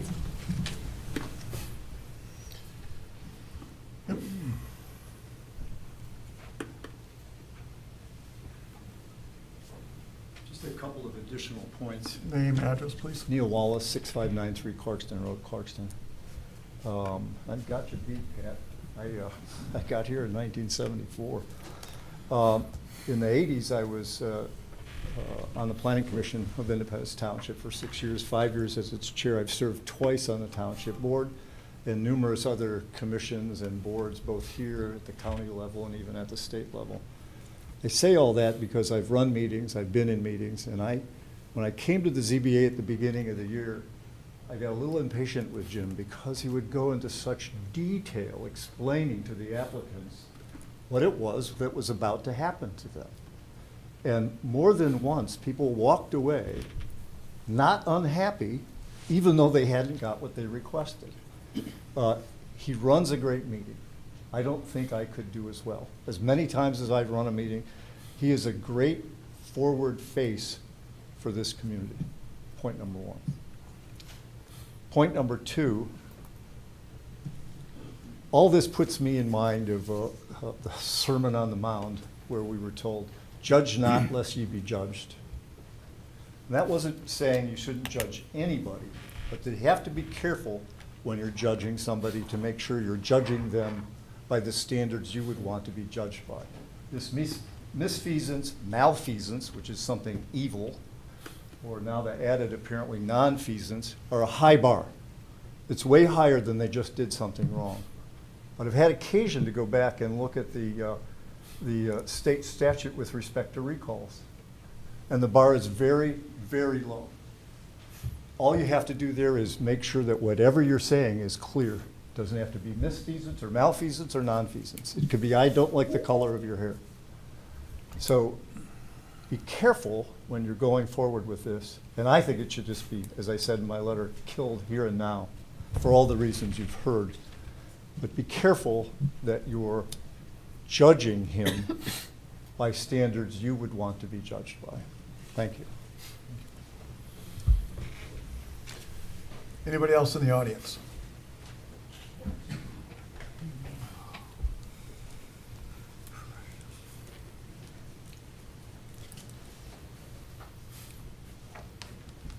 Good evening. I'm Jim Eppink. I live at 9336 Sashaba. Thank you very much to my fellow citizens and friends, colleagues, and business partners. So I appreciate that. The bottom line is I'm very proud to live in Independence Township. I'm very proud for the opportunity to serve on the ZBA. I'm in related fields, as many of you are, and many of the citizens are. So it's difficult for me to get involved. And the ZBA, I thought, was a terrific vehicle because it allows a group of active citizens, 5 members of the ZBA, to openly discuss things that applicants come in and are asking for something by definition that is outside of the ordinance. And so the ZBA that I've been a part of for the last 10 years, which has had different members, I think we've done a very, very good job. I would ask the public, I would ask certainly the members of the board to watch the meeting from last October with the case that we're talking about. You know, in the 10 years I've been on the board, we've reviewed, probably north of 300 cases. And in that time, although, as Mr. McGee said, there's times when we get confidential information, direction, things to consider within an ordinance or within an opinion. In this case, we received none of that. And frankly, with a vast majority of cases, we received no direction. We're just an independent board, and I think that's the definition based on the state statute. This was not a Jim Epping decision, and in fact, as Mr. Wallace points out, we're not here tonight to talk about the decision per se, but this notion of malfeasance, misfeasance, or now apparently nonfeasance. Really, when we look at that, it's among other things, you know, the accusation of bribery or fraud or theft or failure to disclose a conflict of interest. I mean, these are very, very serious charges that my government, my community, my neighbors are charging me with, and it's not taken lightly. I've got nothing to be ashamed of other than just the pure pride that I have in my fellow board members, the way we conduct meetings, the way that we not only conducted the Pine Knob case, but every other case. What has been mentioned a little bit, but frankly has been missed by most of our community, is the Township Board has sued the ZBA, or essentially sued itself, and has spent tens of thousands of dollars of taxpayer money to sue themselves, or for the Township Board to sue the ZBA. That's fine. That's what the board determined to do with our taxpayer dollars. But the fact is that it went to circuit court, and the judge found in favor of the ZBA. He didn't find in favor of Jim Epping. He found in favor of the ZBA, that the ZBA conducted the meeting according to state law and covered all of the applicable topics. The motion was there, the minutes are there, and again, it's on YouTube. I would ask everybody to view that and to look specifically for malfeasance, misfeasance, or nonfeasance. The court ruled in favor of the ZBA. It found absolutely the ZBA followed the correct process, made the correct motions and everything else, and ended the case at that point. It typically, what I'm told is a circuit court would typically put it back to the ZBA and say, hey, you didn't do a good job, reconsider that. In this case, the court very clearly found that all points of the state law were followed, and the case was upheld. The township decided to spend more money and is now appealing that case, and I suppose that's the right to appeal that case. But now what's curious to me is the board is deciding, perhaps out of frustration, perhaps out of anger. Oh, I'm limited too? Yeah. Okay. But the board has decided to go beyond the court and somehow supersede the court and spend yet more of our money to conduct another investigation to somehow determine that the court did something incorrectly. So my question is, when does it stop? My question is, why does anybody want to volunteer their time? My question is, why are we getting bullied on Facebook? And frankly, when's it going to stop? So I appreciate your time. I'm here to serve. I appreciate the ability to serve, and I'm proud of what we're doing. Thank you. Anybody else in the audience? No? Okay. Anybody online? Looks like somebody. All right. Tara? Tara Hansen, Tara, sorry. 7457 South Village Drive. From what I've been able to read, Jim has served on our ZBA for 10 years now, and it appears 7 as the chair in a volunteer position. It also appears in those 10 years that there was not one single complaint.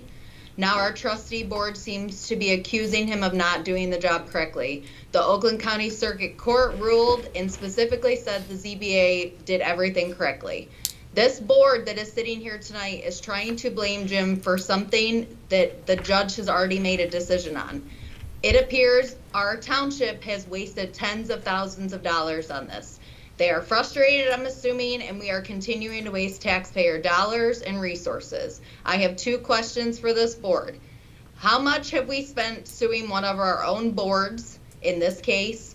And 2, why does it make any of us want to continue to serve on boards as volunteers to give up our own personal time and family time to have a chance of being blamed and thrown across Facebook or end up in court? Thank you for your time. Thank you. Anybody else online? Hi there, my name is Austin Tewksbury. I live at 9689 Pine Knob Road. I don't have anything prepared this evening, but I just wanted to speak to an experience that I had with Jim and the ZBA and how I thought things went. So about 4 or 5 years ago, I put in a request to build an accessory structure, and unfortunately I'm on a non-conforming lot and had quite a few things to go through with the ZBA. In fact, I went before them 3 different times. They noticed my neighbor 3 different times, and throughout the entire process, the leadership of Jim, directing the board, obviously a first time, resident approaching the board, sometimes it's intimidating. You're not sure, all of the steps you have to go through. And, it would have been very easy for them to dismiss me and just, give me the no vote and move on. I worked with the board and Jim, to meet the requirements that they set in order for me to build the accessory structure. And it was not a slam dunk by any means for the request that I had, and it wasn't a slam dunk for the township. There was a lot of back and forth, there was a lot of communication, and ultimately, we both, both the board and myself, settled on a compromise that I think worked out for myself, my neighbors, and the rest of the community. On a professional level, I work with one of our local utilities. I'm involved in permitting and zoning large-scale utility projects for wind and solar projects throughout the state. So I work very closely with planning commissions, boards such as yourself, and ZBAs all throughout the state. And I would say, based on the experience that I had personally, Independence Township is very lucky. And many of the communities that I work with would be fortunate to have them. So those are my comments for the evening. Okay, thank you. Anybody else online? Okay, I don't see anyone else. So at this point, we're going to close public comments and bring it back to the board. So I guess at this point, comments or a motion? Does anybody want to make one? Was that a yes? I'm going to make a motion to deny the request to schedule a public hearing and consideration by the Board of Trustees to remove the Independence Township Zoning Board of Appeals Chair based on actions on the ZBA case number 24-020. Second. Madam Clerk, can I get a roll call, please? Discussion. Okay. I'm going to call the question. What does that mean? I second. So, question. Dan, means what does that mean? Goes automatically. It goes right to a vote. How's that The board possible? agrees, it can go to an automatic vote on the underlying motion without discussion. I second Paul's motion to call the question. So there's motions to suppress comment. Okay, so is that a roll call or is that? Majority vote. Simple majority? Yes. Yeah. Okay, all those in favor of the question, say aye. Aye. Opposed? Nay. Okay, the ayes have it. So I said no. goes to the motion. Every minute. So can we get a roll call vote, please, Madam Clerk? Just 1 minute, please. Treasurer Brown? Yes. Trustee Hayward? No. Trustee Morocco? No. Trustee Nalamothu? Yes. Trustee Tedder? No. Supervisor File? No. I'm sorry, wait a minute. I want to agree with the motion, so yes. Clerk Newbeck, yes. All right, motion carried. On to L2. Request to approve the resolution to accept donations from Friends of Independence Townships, Senior Audit Activity Center. Donations agreement between Friends of Independence Township, Senior Adult Activity Center, and Independence Township and relocate the existing $50,000 CIP dollar originally budgeted for this project to now go towards interior updates to the Clintonwood Park Carriage House. Director of the Parks and Rec. Good evening. So in 2025, the Parks, Recreation, and Seniors Department did budget $50,000 for the intent to do exterior renovations on the carriage house at Clintonwood Park. This would include new windows and new siding. Our Friends of Independence Township Senior Activity Center, which I'll refer to as Friends moving forward, they learned of our intent to undertake this project and wanted to get involved, and have since offered to donate all time, materials, and labor to cover 100% of this project. So an exciting opportunity for our department to move forward with our partners of the Friends. So tonight we're here to ask that you accept the agreement of intent to move forward on the project along with the resolution that the Kelly firm drafted for us. This will allow our Friends group to use their own architect and contractors on the project, essentially bypassing the township's procurement policy, but they're not making a donation to us. They're going to pay directly to the contractors. Will be involved in every step of the way. Ultimately, all approvals must be in writing by myself, the director, and the township supervisor. Okay, any public comments? Online, any public comments? Okay, let's bring it back to the board. Anybody on the board have any? Treasurer Brown? Just that I know you and I spoke about it, and that our building department will be requiring all the normal permits and inspecting those Yes, of things course. as part of this process. So they've got to go through the same things that residents have to go through on that point. Yes, correct. Any other questions from the board? No? Okay, I don't have any either, so I'll make a motion to adopt a resolution entitled Resolution to Accept a Donation from Friends of the Independence Township Senior Adult Activity Center as presented, and authorize the township supervisor to execute the donation agreement and all necessary documents to effectuate the donation agreement and oversee completion of the work. Second. can I get a roll call, please? No, simple Yeah. majority. It says roll call. Okay, we do simple majority. All those in favor? Aye. Opposed? Unanimous anyways. Okay, doesn't matter. And the second part of this, there is a motion number 2, is just to allow us to reallocate those $50,000 that we're allocating originally for siding and windows to Sorry. now put on the inside renovations of the building.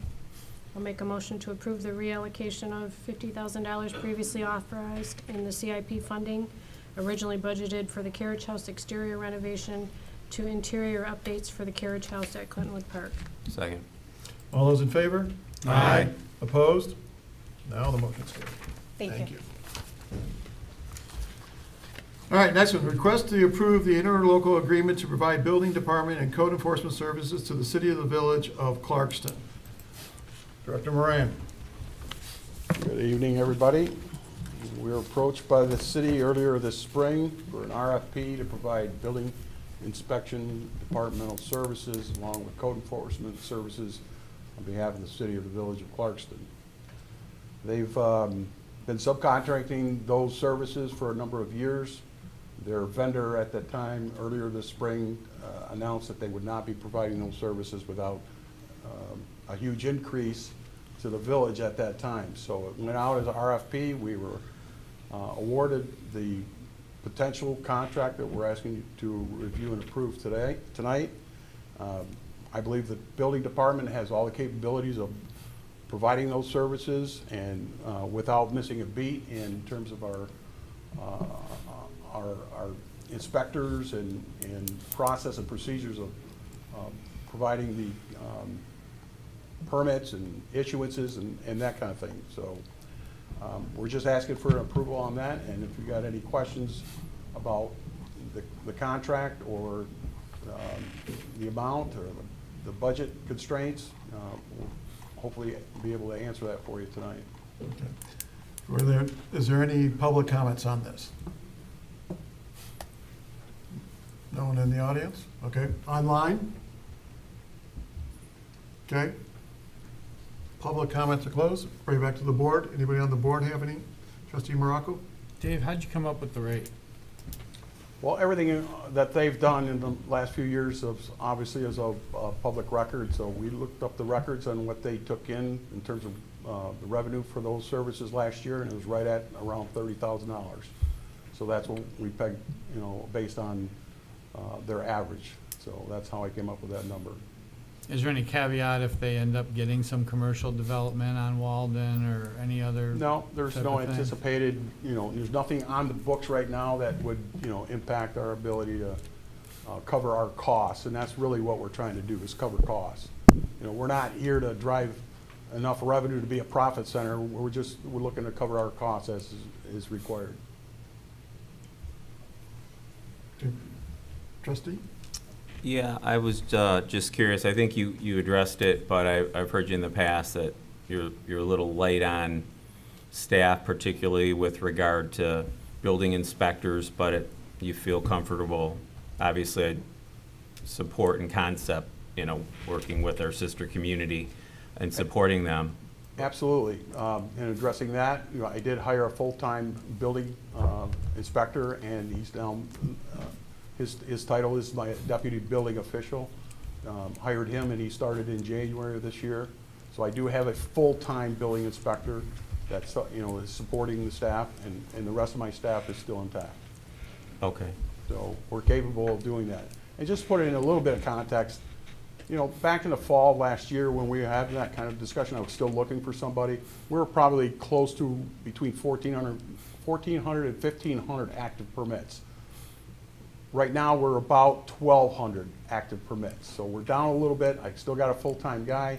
We're very capable of absorbing their volume, which isn't a lot. Again, we're at 1,100, 1,200 active permits. I think the last time we looked, they were at 23 active permits. So crisscrossing the village all the time, day in and day out, we can take on this task very easily, in my opinion. Great. And just one more question, maybe for you, Supervisor File. I was just curious. The first I learned about this was that the city of the Village of Clarkston had already ratified the contract. Isn't it normal procedure for the board, especially as the service provider, to normally approve said contract and then send it to the village? I was just, again, I picked up the Wednesday Clarkston News and saw it on the front page, and that's more or less how I learned about this. So fully supportive, but it just seems like a backwards process. So my understanding of the process is that the supervisor can go through and construct and negotiate a contract, and then once that's done, then it brings it back to the board for approval. So, I mean, that's what we're here doing tonight. Right, but it just seems odd that the villages approved this in advance of us approving the. It's a little clunky. Yeah, that's all. That was unfortunate. I learned about it from the front page of the Clarkston News is all, But conceptually, I support what we're doing. Happy to support our neighbors, and I think it'll be good. Thank you. I just have a comment on the way you said it. If it was reversed and the village wanted to do something to us, don't you think it might have come to us first to approve and then their board approve it? So I'm not understanding your backwards part. Well, what I'm suggesting is we're here tonight being asked to approve a contract that's already been ratified, but we're the service provider, that's already been ratified and executed by the city of the Village of Clarkston. So what I'm saying is, shouldn't we have done this first, and then the city of the Village of Clarkston, the city council would vote as to whether the conditions we establish as the service provider are then agreed upon. So to that point, I can see it both ways. I can see where you're coming from. At the same token, when it goes to the city of the Village of Clarkston's board, they could amend it and make modifications to it, right? Because just like we do, we make some modification tweaks here. So when we get it back to here, we have the finalized version that we are actually going to vote on. And so that part, it seems like it does flow and it works out fine. Probably what it would have been better, I could have done better, is to communicate the fact that we were beginning discussion on this. And I think if I would have done that, then I think we probably would have skipped this whole little dialogue right here. And so Perhaps, it's noted. yes. So Okay. it's noted. Thank you. Okay. Just to say, that's what we did with the assessing contract. You told us we were going to look at providing services for assessing to other communities. Yes. And I think that I also would appreciate to have that. Because it would have been something that maybe we would have had Dave come to a meeting and explain that he had all the manpower, he had, in advance of us committing to Clarkston. Because I would hate for it to get to that point and then we decide, no, we don't want to participate with somebody that we're contracting. So I think that would eliminate a lot of this if we knew in advance what we were up to. Any other comments? Nope. Can I get a motion then, please? I'd like to make a motion to move to approve the interlocal agreement with the City of the Village of Clarkston to provide building and code enforcement services effective immediately for a term of 3 years as presented. Second. All those in favor? Aye. Opposed? Motion carried. Thank you. Thank you. All right, the next is to request to approve the first reading of a zoning ordinance map amendment. 7165 Sashabaw Road is looking to change their zoning. And we have the Director of Planning. Good evening, board members. This is a property that is on the west side of Sashabaw, just north of Fleming's Lake. There's a little blue house right up on the road that is where this property is located. It's about 2.7 acres in size. And the applicant is requesting, currently it's zoned R1A, they're requesting to change the zoning to OS2 Office Service 2. They're not proposing any specific uses at this time. They're not required to. The board may be aware of this, but several years ago we tried to do a township-initiated rezoning on several parcels on the west side of Sashabaw. This and another parcel were two that the owners did not want to do it at that time. So these were kind of holdouts as R1A. There's a new ownership now, so that's why they're proceeding forward with the rezoning. And this is in our master plan. It's in the Pine Knob sub-area, which calls for this area to be office service. And now with the new master plan update that we approved, it's now also allows some form of residential component. It's just another option.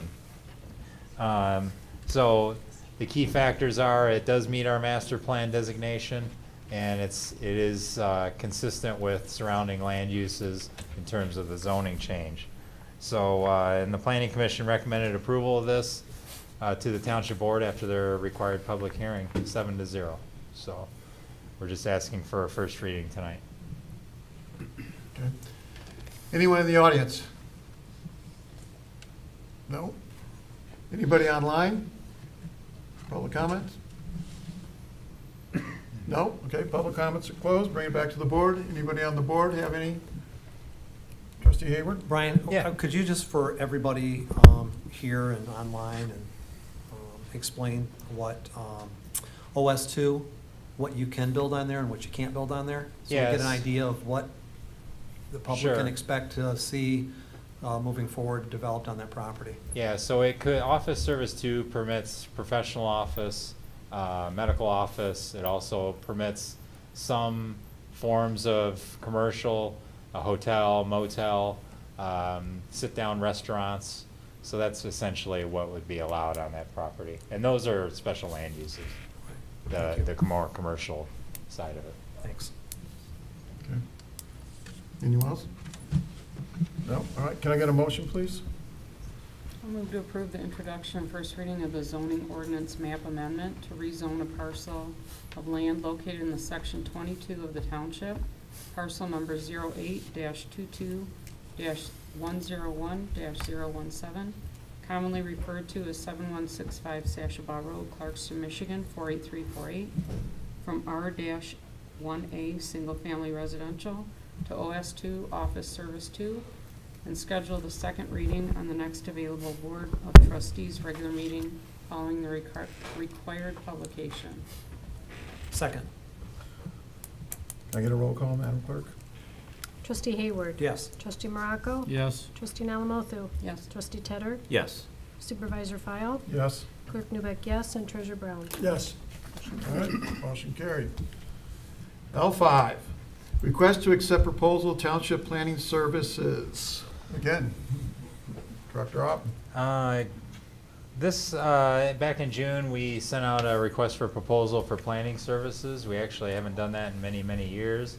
As many of you know, our current consultant, Carlisle Wortman, has been here about 40 years. So it was time to just go out and get a fresh look.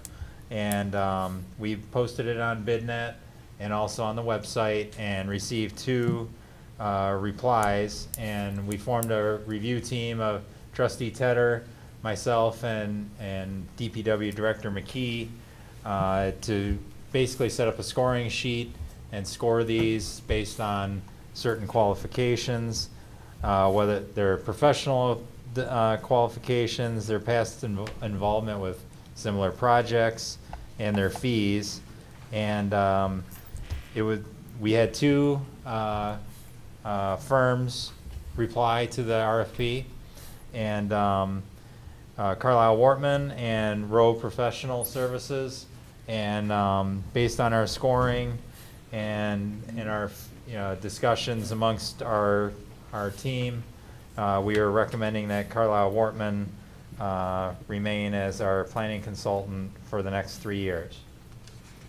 Okay. Any comments from the audience? Come on up. Name and address, please. Richard Carlisle. Which address? My home address. 2212 Old Falls Drive in Ann Arbor. You know my business address. Regardless of the outcome tonight, I'm actually here to say thank you to Independence Township. It was actually 44 years ago that I started with the township as an employee of Ayers, Lewis, Norris, and May. Later became a sole proprietor, operating on my own. Later formed Carlisle's Associates, and then formed Carlisle Wortman, which is the firm that has been representing you since 1991. It's been an honor. I owe a lot to this township for many reasons. And as the township has grown, so has Carlisle Wortman, substantially. We grew from a firm of 1 person to 55 people. We provide a whole range of services, including to your building department in terms of commercial plan review, and a variety of planning services, as you know. So, when the request for proposal came out, we were actually happy, pleased to be able to respond, because this is a fresh look. It is a fresh look for you who may not have been fully aware of all the capabilities and the really deep bench that we have, and the services that we not just provide to you, but to 70 other communities throughout southeastern Michigan. So again, I have a lot of gratitude towards this community, and during this entire process of growth, Independence Township was always a high priority for me, as you know. Obviously, as the township has transitioned in leadership, so has our company. Ben Carlisle is now president of the company. I'm president emeritus, I guess you might say. And we put together a great team in the proposal, led by Megan, who's been working with the Planning Commission. I'm still continue to be involved, but in a little different way. We have Chris Nordstrom working with the DDA, and we have Sally Elmiger has done our wetland reviews for years. So, a lot of experienced people are intact, and it's just a little different approach as time goes forward, because we needed to. And so again, I want to say thank you to this township for your support and for your loyalty towards us. And I hope the township board, understands and believes that support and loyalty that's been reciprocal. So we appreciate it. Thank you. Thank you. Okay. Anybody else in the audience? Yep. Mr. Wallace.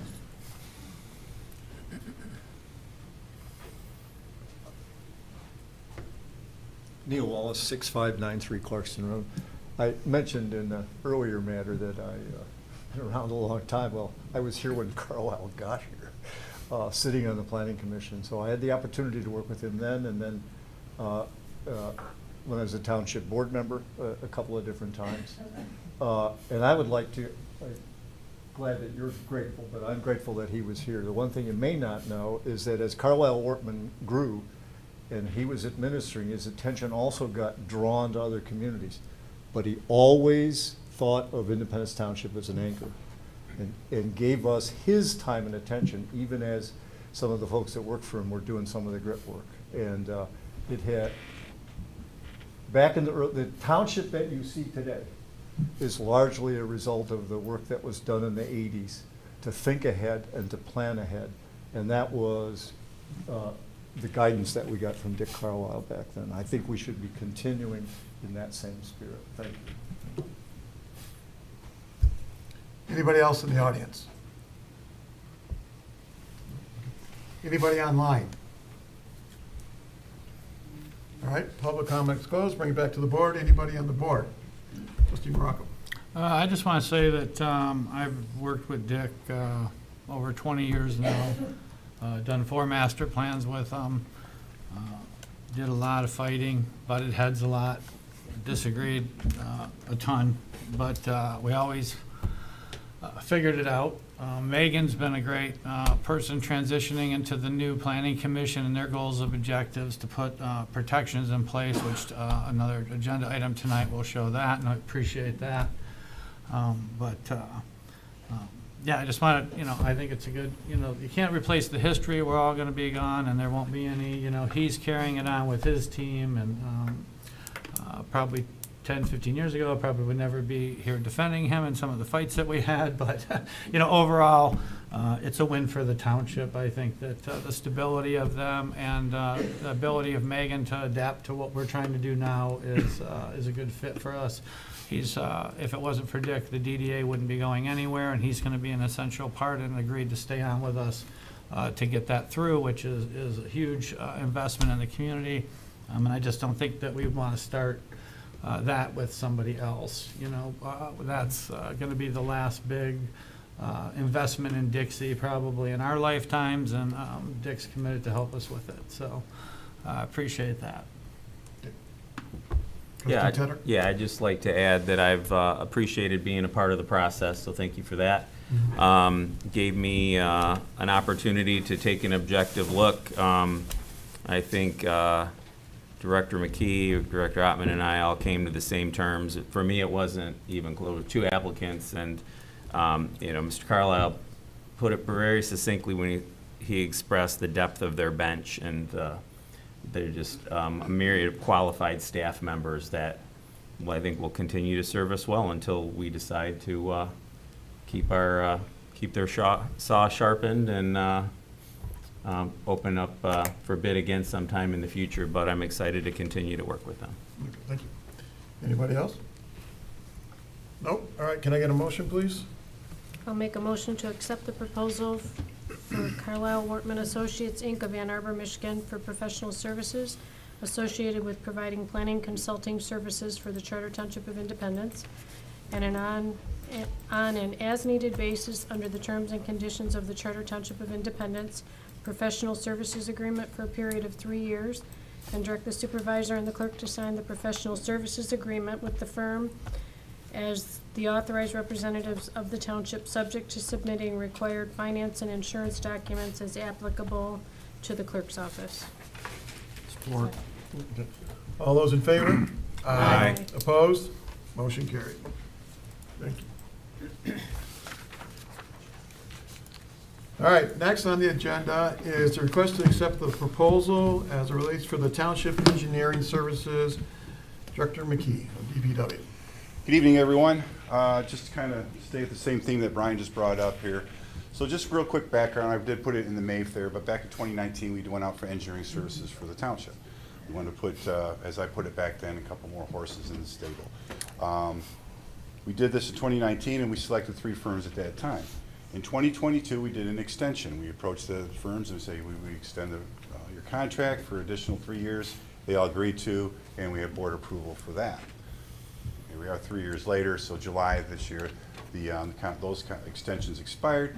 It's time to go back out for bid. Let's stay open and transparent to what we're doing and what we're trying to accomplish here for engineering services.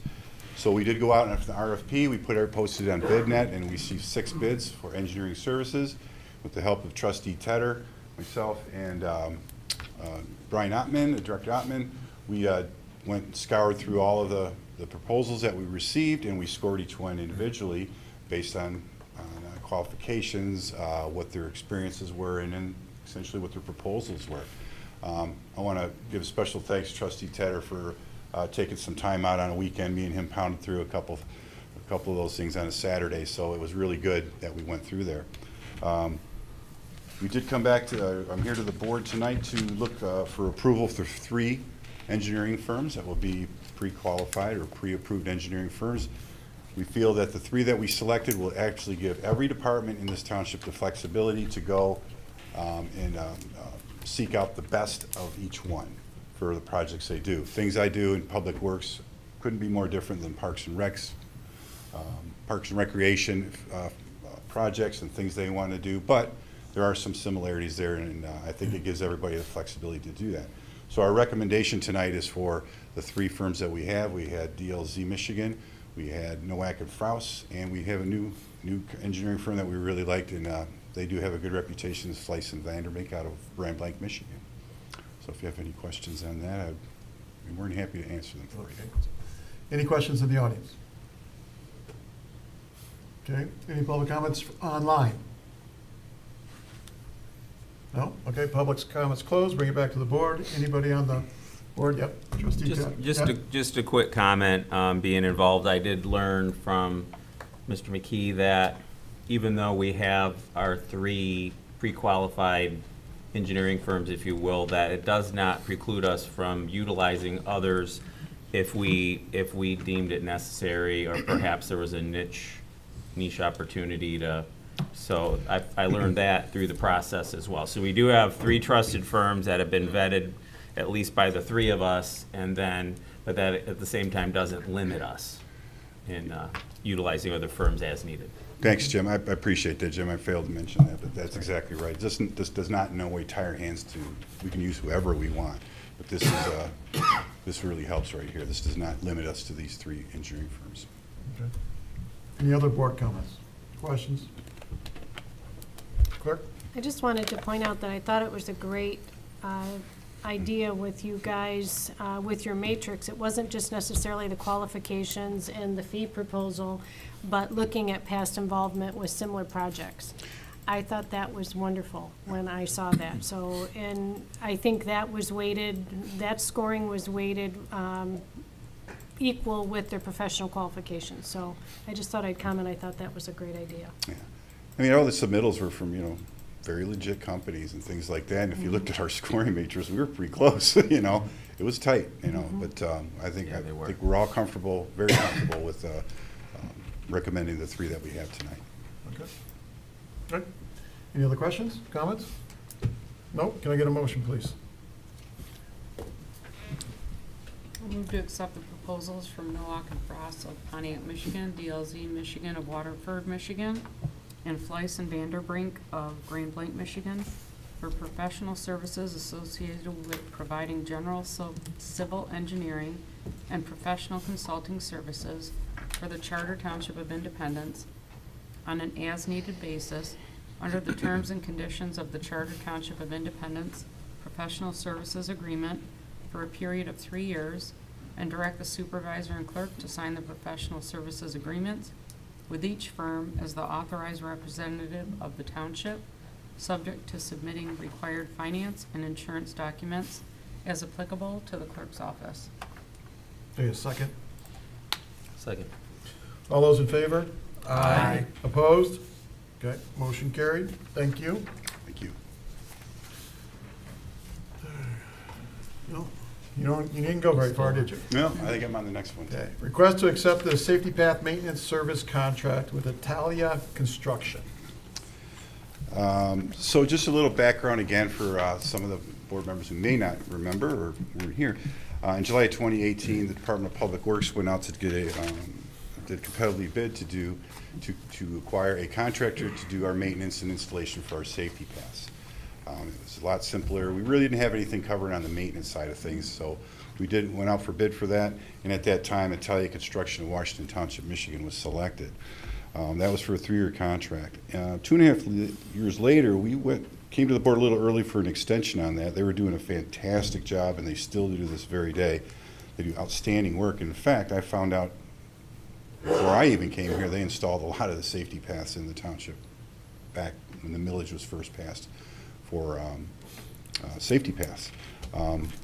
So we went out for bid, and we got an extension agreement in 2021, and that was for another additional 3 years.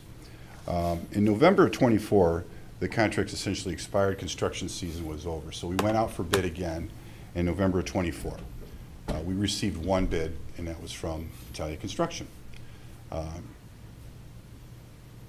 Wanted to make sure that we were full transparency and feeling warm and fuzzy about this. We decided to repost it again and go out for bid again in case there was something, some company had missed it or something like that. We posted on BidNet, Township website, and we let it, essentially, as I say, we let it soak out there for quite some time. And the bids came back, and we had one submittal again, and that was Italia Construction. So, you know, their pricing is very good. Our engineering firm kind of joked with me, asking me, like, do these guys, like, own their own factory for making cement? And kind of, because these prices are ridiculous, meaning very, very good. So we're pretty happy with that. They do outstanding work. Proof's in the pudding. As you look around the township, you can see that the new sidewalks that we put in have been outstanding, and they're very quick and very fast. So I'm here in front of the board tonight to get approval to award a 3-year contract for safety path maintenance services to Italia Construction. Okay. Thank you. Any questions or comments from the audience? Public? No. Online? No. Okay. Public comments closed. Bring it back to the board. Anybody on the board have a question or comment? Well, we're glad somebody likes us. I mean, that you're not getting any bids, that's kind of crazy, but. It's kind of a unique niche, and they're very, very good at what they do. It's super good. All right. Can I get a motion, please? I'll make a motion to move to accept Italia Construction of Washington Township, Michigan, RFQ submittal for safety path maintenance services contract that's presented for a period of 3 years with an option to renew annually at the township's discretion after the initial 3-year term expires, subject to submittal of proper insurance and finance documents as defined in the township's procurement credit card petty cash policy, and direct the supervisor to sign the contract as the authorized representative of the township. Support. Second. All those in favor? Aye. Opposed? Motion carried. Thank you very much. Appreciate it. All right, request to approve, number 8, request to approve budget amendment for equipment maintenance in the police department. Okay, so this one was a little bit of a surprise, I think, to both the substation and for us. Apparently, we have cameras in the interrogation room, 2 of them. 5 years ago, when we bought them, they came with a 5-year service contract. It did not get into the budget in last year, so the bill did come in, and it's due, and that bill is for $11,900 to keep the surveillance cameras being able to function in both interrogation rooms. I did ask if it could be reduced down to 1, and I got anything can be done, but the best practice would be to maintain the cameras for both interrogation rooms. So that's what we're looking at. Any questions or comments from the public? No? Any questions or comments online? No? Okay, public comments closed.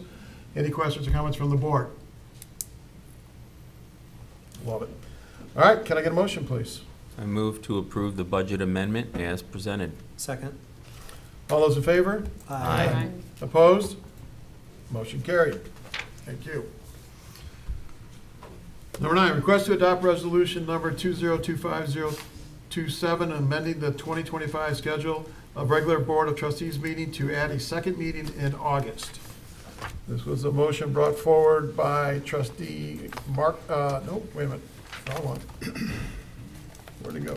It's on the back, sorry. brought forward by trustee Tedder and Morocco. Do you want to elaborate? Yeah.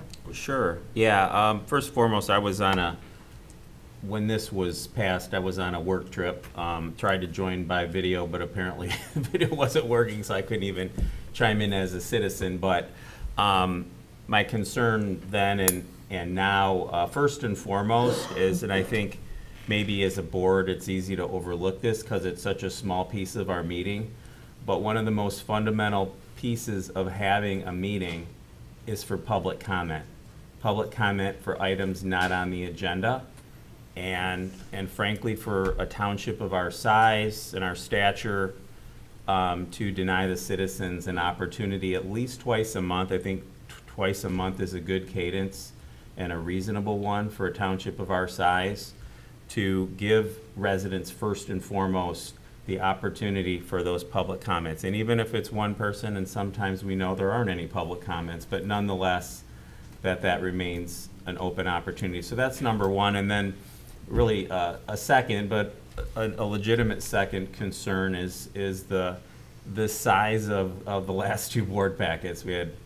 And they were all pretty heavy with content as well. And I think we'd all be better served, certainly us trustees who pay our mortgages through other means of employment. We're all very committed to digging through those packets. Today was 749 pages, and I didn't see it till Friday morning because it came late Thursday, which is standard. But the point is I've got a little over 3 days to digest 749 pages, which I accept as an important burden. So that's number two, and so that's where I'd really like to see us return. While I understand the spirit and intent of departing from the two meetings, I propose to bring it back, and I'll leave it at that. Okay. Thank you. Anybody else have a question or comment? Treasurer Brown? I'll just have one other thing, because I know, Jim, you and I talked about this during the past week, and at our last board, and this occurred to me, at our last board meeting, there was some contentious things there, and one of the things we talked about was making sure we get along better as a board. Well, we serve that purpose a lot better if we meet more often, spend more time together. Because we don't have a lot of time to spend together as a board, and it's done here. And so I think it's just another component of it that it makes sense. So. Okay. Any other questions or comments? Okay. I'll just ask one. Yeah. I'm just curious, because you guys are here full-time, have you gotten a lot of calls from the community about this? For or against? Has anybody brought anything up about it? I have not received a call or an email or a counter. I don't know about these guys. I have not either. Yeah, and I'll say this is really, I consider a best practice. When I was served in a different capacity, twice a month I made myself available for 90 minutes each time. Sometimes 20 people would show up, sometimes 1 or 2 people show up, and they had the full floor. So I just think it's best practice. I think it's most appropriate for a township of our size. And also, again, that's number one, but a strong number two is, and I do take it very seriously, to dig through that packet and to digest I it, get to it. understand it. I'm just trying to ask if what's the public perception about this? Because Yeah. we asked for feedback when they went to the 4 days. Sure. So I'm just curious. Yeah, I would say, if anecdotally, if I were to poll the public, I think more access to their government is better than less. That's the simple answer for me. As a citizen, I'll speak for myself, not for any other resident. More access to government is better. I would just like, sorry, I'm just going to make one comment. Yeah, go ahead. I would just like to add that the 1 day a month does expire in August. So it automatically ends in August, and it goes back in September to 2 days a month. And it would take another board action in order to change that. So it does automatically default back. And the intent was over the summer months, because traditionally we figured there'd be more people on vacation and whatnot. It wouldn't matter as much. But I just wanted to point that fact out. Trustee Morocco. On Jim's point, and we agreed on this, the packets are just way too big. We've got to spend way more time paying attention to what's going on now than I feel like we had to before. So there's a lot of that. Also, the trustees, we don't get the package until Thursday night, later Friday, so it gives us 2 business days to go through 700 pages of documents. The elected official, the full-time officials, some of them see it a week or 2 in advance. I know that, I'm not saying, I didn't say you, Paul, I just said some elected officials. When the stuff is submitted, it's to the other board. I know the supervisor gets to see stuff long before, a week before we get to see it. I'm just, it's a lot to digest for us, and we're not in an office to do it during business hours either. So, I think that to do it, to be thorough and to do it right, it just, and we've had 2 big board meetings. I don't want to have another one in August. I think it does a disservice for us to have to scramble to get through it all. And I don't know what's coming up, but I agree we should just stick to the plan. We're not the school board. We don't take the summers off. We got business 24/7, and I think it could potentially slow down some of the departments and the business of the township, because they can't get stuff approved twice a month. They've got to wait until everything goes through once a month also. So that's Okay. all my comments. Any other questions or comments?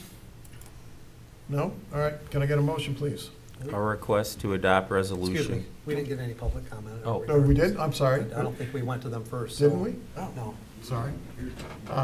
Any public comments? Yes, please come up. Thank you. Trustee Hayward.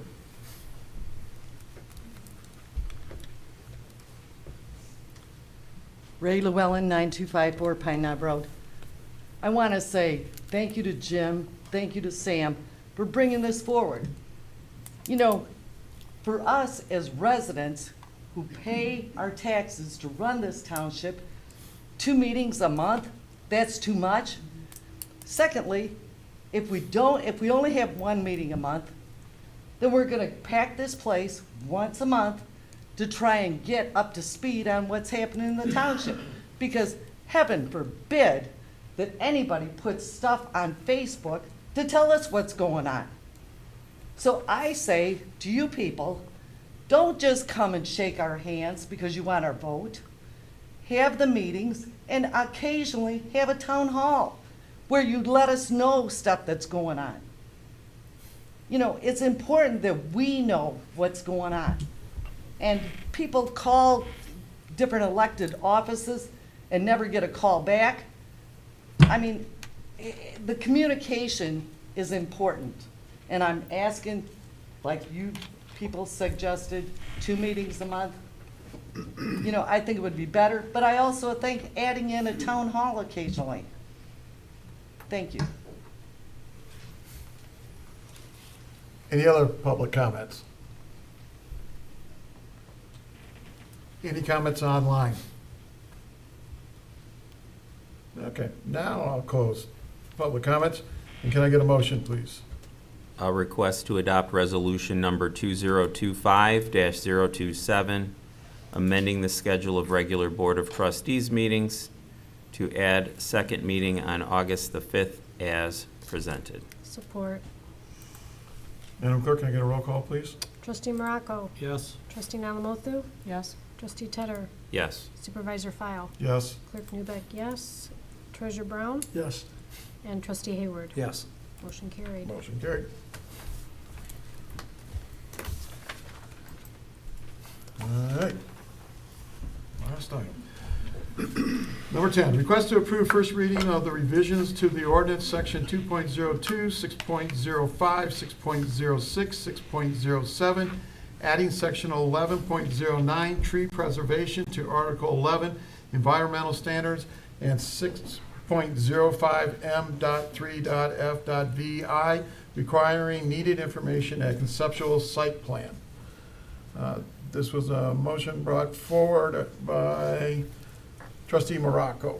And did you want to go through this, or did you want to let? Well, actually, Bill Scarborough, the chairman of the Yep. Planning Okay. Commission, has a presentation made with hopefully some backup from Megan if Megan. necessary. Okay.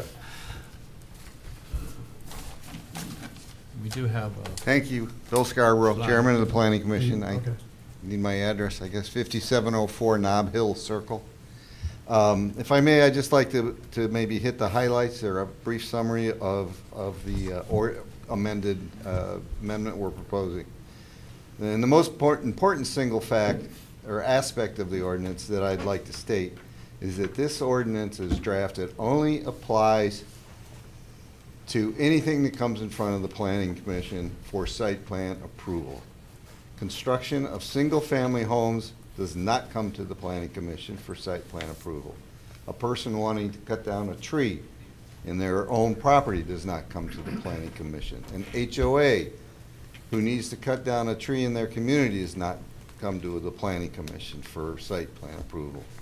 New construction for industrial, commercial, and multiple lot and/or unit residential developments, as well as certain additions and modification to those, comes to the Planning Commission for site plan approval. In addition to that, the ordinance does not apply to tree trimming and removal needed for the operation of essential service facilities of a municipal or governmental department or public utility. It does not apply to tree clearing within an existing public right-of-way or existing private road. It does not apply to trees which pose a threat or danger and are not healthy, and it does not apply to invasive trees. It defines a protected tree as any tree which is not invasive, is at least 15 feet tall, and has a diameter of 8 inches for a single trunk tree or 4 inches for a multi-stem tree. The amendment adds the requirement for a tree inventory for the conceptual site plan application. This tree inventory must be prepared by a state of Michigan registered forester, arborist, or landscape architect. It is essentially a plan of the property which indicates the location, size, and name of all protected trees. It needs to indicate which of these trees are to be removed and which are to be preserved. In the case of wooded and forested canopies, it can identify these canopies, and it does not need to show the locations of such protected trees within each canopy. And finally, it needs to have a final tally of the protected trees that are to be preserved and to be removed.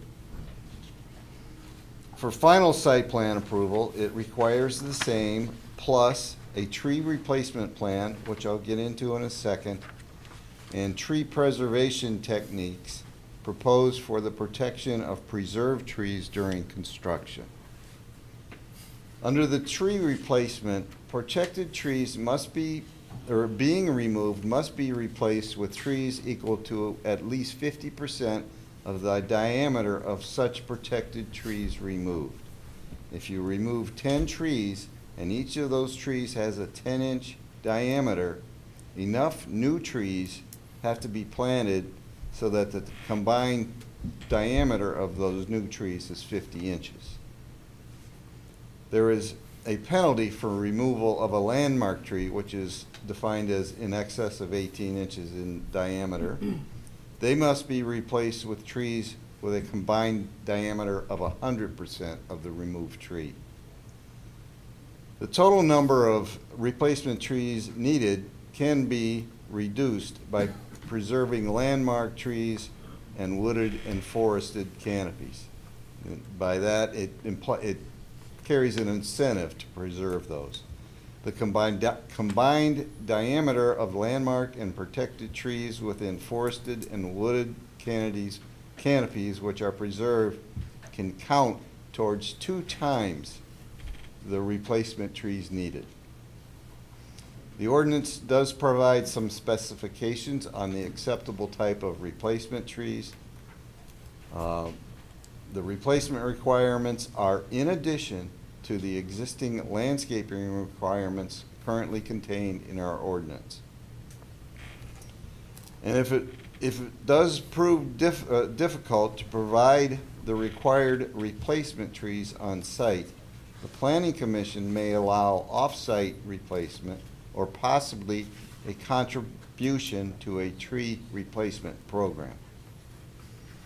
The ordinance also has a few other miscellaneous provisions, one of which is what I call a look-back provision.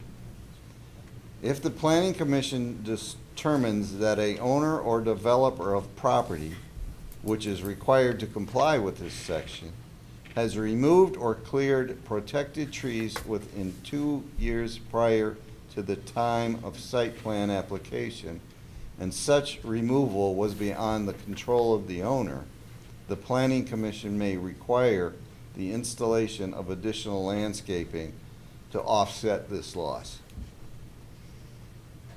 It also contains other miscellaneous provisions such as best practice for protecting trees that are preserved, a process for appeals and variances, and violations and penalties.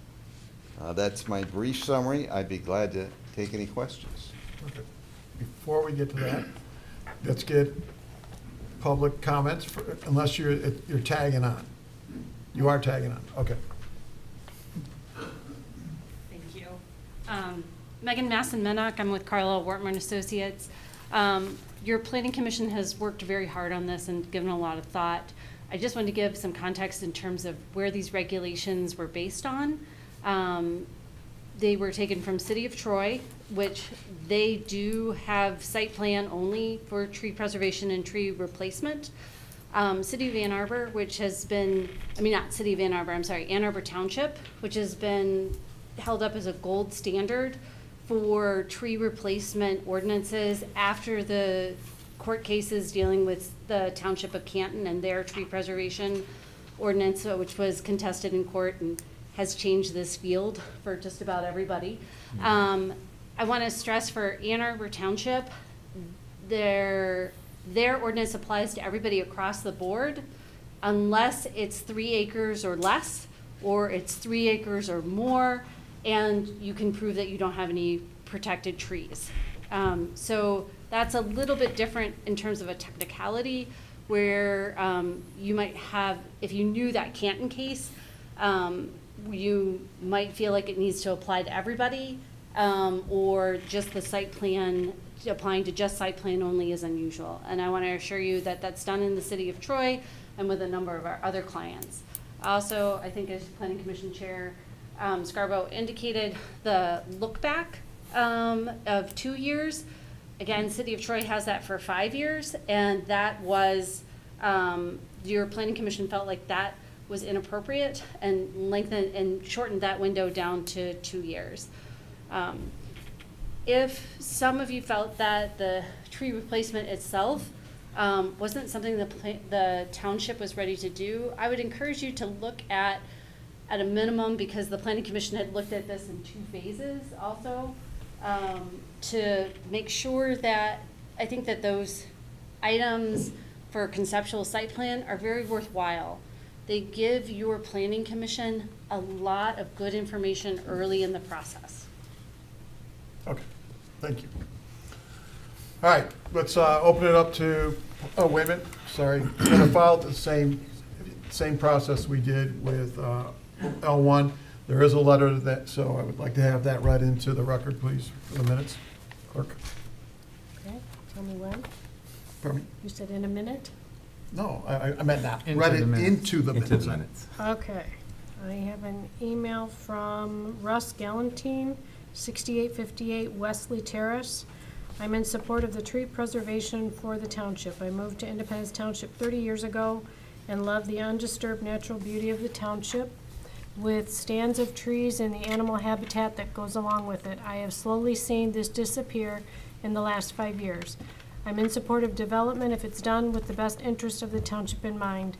In my previous life before I retired, I worked for a developer, and we would love to come into a township that had no restrictions and remove everything from property line to property line and pack in as many houses as we could, then add 2-inch caliber trees every 100 feet and call it a day. Clearing the land would make the ease of construction quicker and more profitable, and that's why the stockholders wanted as they would get a better return on their investment. With the tree preservation, the civil engineer and architect would have to think and work around the existing conditions, but the final outcome would be a win for the township. Please remember that once the developers are done and moves on to another township, we will have to live with your decision as you hold the future of our township in your hands. Thank you, Ross. Public comments? Please. Oh, she was a little fast. Well, but if you do something, you have to come up, and again, during public comment, the board is not gonna reply. Name and address, please. My name is Claude Durand, 7902 Sashball Road, Clarkston, Michigan. I think I've been here longer than anybody has. 1961. So, anyways, I have a question, and I need an answer to it. What is considered a protected tree?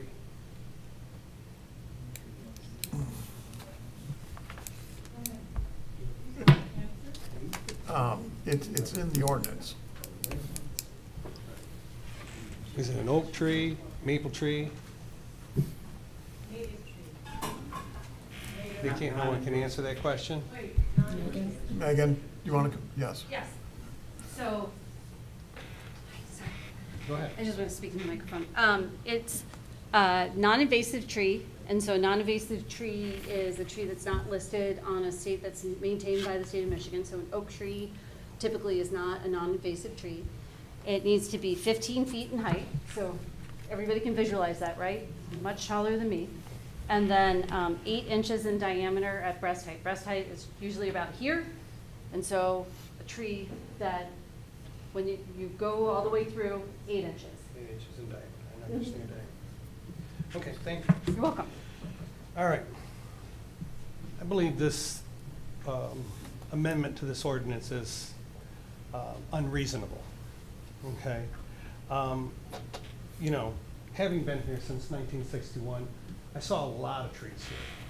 Matter of fact, my folks' property was an apple orchard. And once upon a time, you could look at it one way or even at an angle, and the trees were lined up perfectly, and it looked like a rose garden. Okay. Now, I'll invite anybody who wants to come over there with a chainsaw and a machete and try to work their way through it. 50% of the trees, well, let's put it this way, most of them aren't apple trees anymore. There's all sorts of species in there. 50% of the trees are laying on the ground because that whole place is choked with vines. I would say definitely there's 50% of the trees dead in there, and only 50% probably alive that are being choked to death. Okay? You can't even get through there unless you have a machete and a chainsaw. It invites bugs, rodents, small animals. It doesn't help the other trees to the other neighbors because it brings all them bugs, rodents, and animals to their trees. You know, I'm in favor for development. I've watched Clarkston grow over the years to where it is today. Okay, I graduated from Clarkston High School in 1980. The junior high that they're tearing down was my high school. Okay, I know what this place looked like. All right, you know, we're doing a very good job, I think personally, of managing it. Recently, we let a few things slide by that we probably shouldn't have. Maybe that's the reason why people are up in arms about the trees. But, you know, the management of this township and the growth of this township has been very controlled and done very well. I've known Dick for years. It's been done very well, okay? I think that after you set a precedence already and you allowed clear cutting going on, okay, and different developments. And now all of a sudden you're going to start punishing developers and trying to create a tree ordinance that I don't think is reasonable, okay? And when I don't think you should clear cut, I definitely believe that we need buffers. I definitely like trees for beautification. I think it's necessary that we have trees, okay? I think it makes the neighborhood look nice. And it also means we have some privacy, okay? But to put an ordinance like this together, I think is unreasonable, okay? You're asking for the few that are left that after people have salvaged and taken trees down that 1 minute. Okay, that you thought should have stayed, you're asking now for other people to pay that price. And I don't think it's a reasonable request. That's my opinion.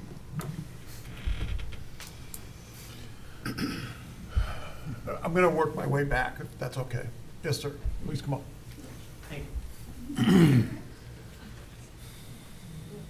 My name is Brian Posby. I live at 6108 Lake Walden Drive, which is a good 5-iron shot from here.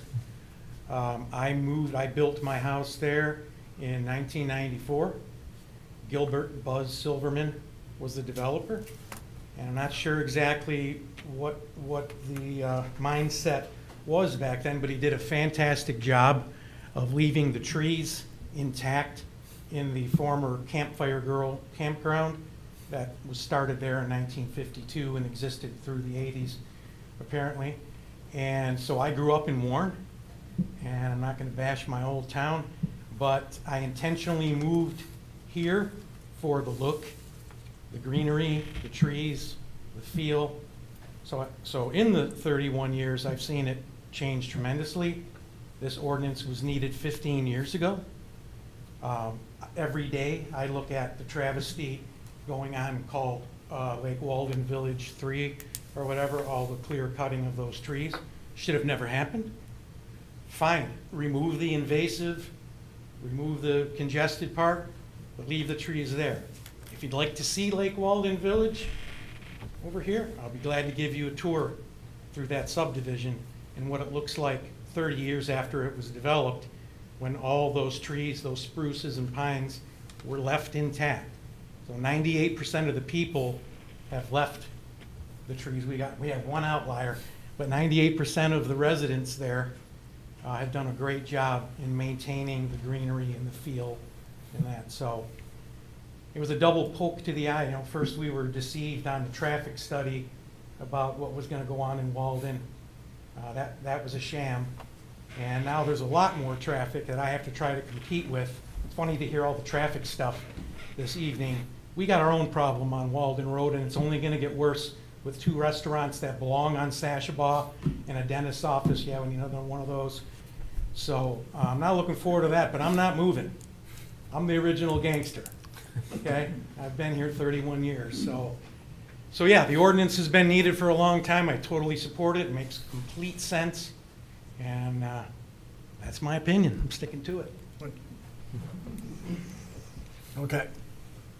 Please. That's okay, I need to stretch it. It's been a long one. Good evening, my name is Patty Droslinski, and I'm a long-term resident, and I think I've got you beat. My parents bought in 1954. And I hate to say it, that was the year I was born. But I'm still here and I'm hanging out, but it was a summer place at that time. I'm here to support this ordinance, and I agree, it should have been in place a long time ago. My feeling is that large mature trees are a vital community asset, and they provide irreplaceable environmental and economic social benefits.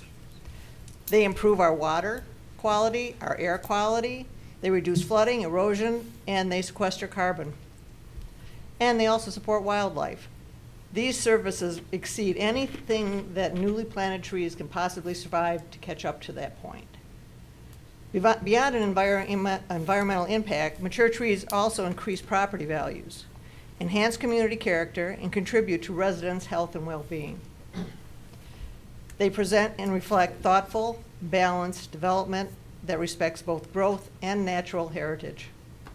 Our township is obviously, I've seen it, focusing on increasing development, and you can't help it. I-75 did that to Clarkston a long time ago. You knew it was going to grow. And as we face these increasing development pressures, large trees is not an obstacle to the progress. It's a commitment to sustainability and fiscal responsibility and preserving the quality of life that draws people to this community. I urge you as a board to consider the policies and planning guidelines for this community and support this initiative. Thank you for your time. Thank you. But before you leave, can we get your address, please? 9366 Sashabaw Road. Thank you.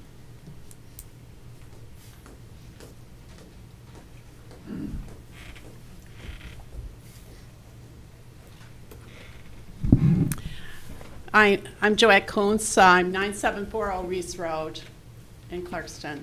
I do, along with Patty, who was very articulate, urge you to protect and manage the community trees that are part of development. These are not residential trees.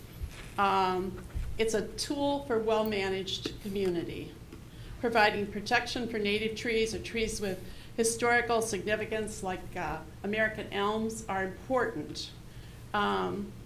This tree ordinance is not the strongest, but it's a start. As we look across the street, and developer Buzz, I forgot what his last name is. Silverman, thank you. Took every single bush down and caused a huge problem for the environment in this community. Also, if you're on Fleming's Lake Road, on the south side of Fleming's Lake Road, there was trees there. Now we have a field, looks like a pasture. I mean, it's just plowed. The trees are going down quicker than we can ever put them back. So I would urge you to support the tree ordinance and board development through the Planning Commission. Thank you. Anybody else in the audience have? Yep.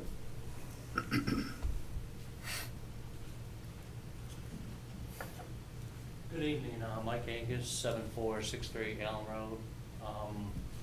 Been here all my life, not as long as some others, but just I support the motion, and it was just after I started working, I told people where I lived. I said, Big Jesus. They said when we went up there, we were up north, you know, as a kids when they went up north. So we always had that feel about the community. I think it's very important that we keep that. I just want to keep the trees. Thank you. Any other comments from the audience? Yep.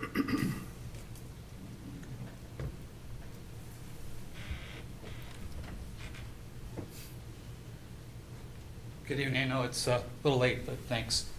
Frank Migliori, 4570 Woodhull, Clarkston, Michigan. I've been involved with development close to 35, 40 years. I've developed in Troy, I've developed in other places. Just finished working with a general contractor on Dixie Highway. It's taken a while. We found underneath the ground, I'll say, just characteristically issues that were part of Clarkston that were there. Down the road, though, there's some properties that I have awareness of. A lot of acreage. And when you're talking about a plan such as this, which is completely filled with trees that are absolutely useless, people that own the property now have little, if this is adopted, little chance of getting something developed that's literally going to be less than expensive. I mean, the developer, anybody coming in that has to go through this and audit it, the cost of that, I don't think anybody's really put together what the engineering cost is to go to every tree, every piece, put it in place. I've done this in Troy, I've done this in other parts of the country.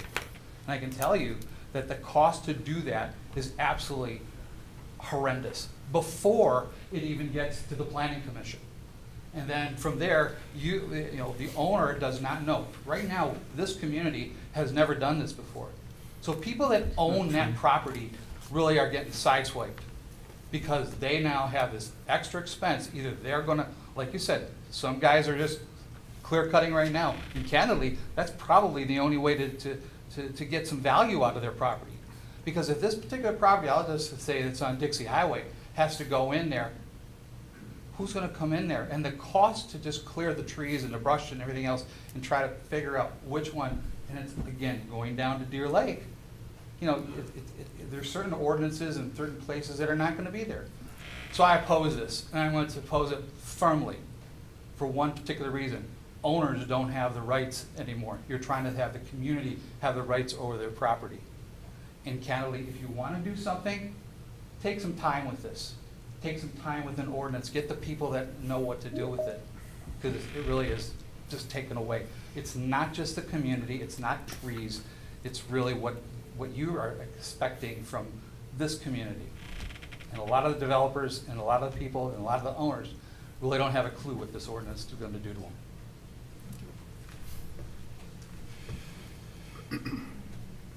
Any other public comments?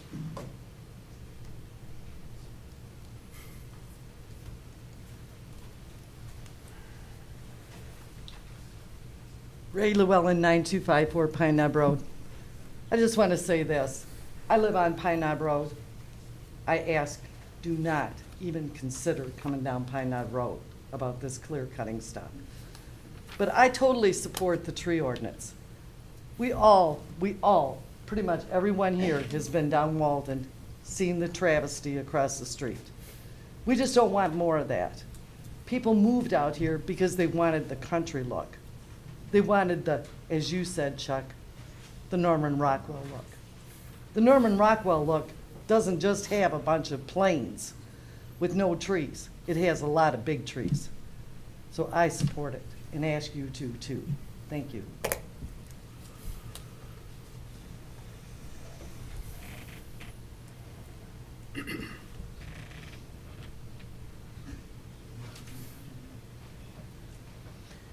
Hello, Camila Duarte, resident of 7389 Oak Forest Drive.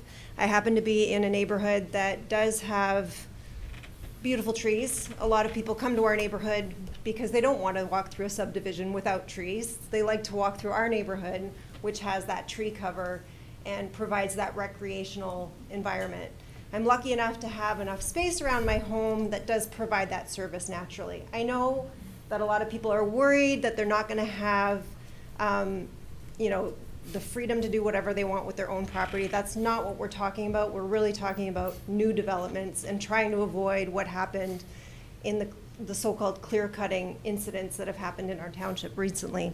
I previously worked for other municipalities as an engineer. I know that there's a fine balance between trying to develop a community and trying to meet all the needs of people that are trying to develop in a responsible way and people that are trying to maintain and hold on to history as long as possible. I did move to this community because I saw the richness of the lakes and the tree cover and the walkability to the downtown core and the historic center. I think as a citizen, we hold our responsibility to speak up and say what we value, and not to let certain developers to come in, temporarily profit, and destroy certain parts of our community that we value as essential and important to the people that are here. But also encourage new residents to have a place to live in a way that meshes with the existing landscape that we have. I think it's possible. I think we're all very capable engineers and developers, and those are the types that we want to attract to our community to create a future community that's reflective of the history we have. We don't necessarily want to attract the developers that just clear it all and don't leave any of our historical, ecological landscapes behind. So thank you for considering the tree ordinance. I'm in support. I support all the professionals that are here that are very thoughtful and have not just invented this whole stock. This is other communities that have tree ordinances. We're not the first ones to adopt it. We can figure this out. We're a very capable township. Thank you. Any other public comments?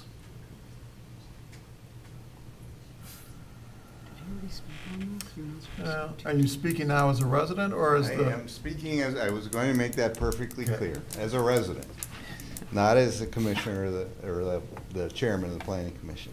Bill Scarborough, 5704 Nob Hill Circle. Trees are a vital partner in a healthy planet. Our earth has an incredible ability to maintain natural balance, and trees are at the heart of that system. They provide countless benefits to society and the environment. Trees absorb carbon dioxide from the atmosphere and store it in their bark, helping to slow the buildup of greenhouse gases that drive climate change. At the same time, they release oxygen, making our atmosphere breathable. Trees also filter dangerous pollutants, especially particulate matter that comes from burning fossil fuels, which can cause asthma, heart disease, and other serious health problems. These pollutants are most concentrated in urban areas near highways and industrial zones. By filtering this air, trees help reduce illness that accounts for 5% of the global deaths. Mature trees are especially effective at absorbing CO2 and pollutants. That's why it's critical to both plant new trees and protect existing ones, particularly the older ones and those growing near communities.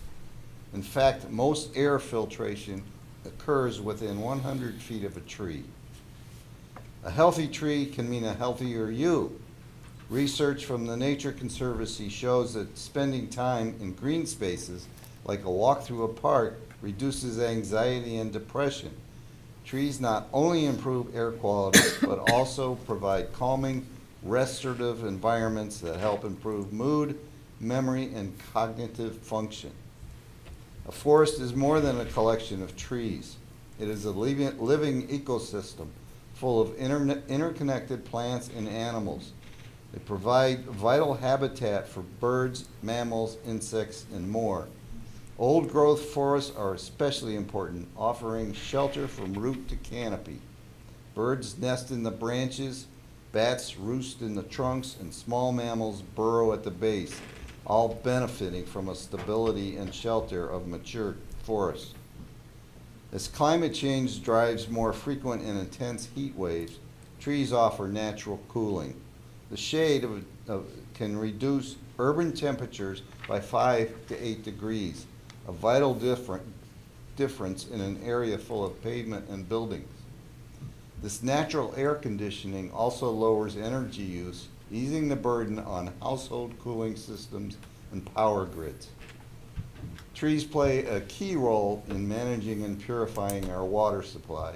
Forests filter pollutants and sediments from rainfall, releasing clean water slowly so its rivers and underground aquifers don't overdo the aquifers.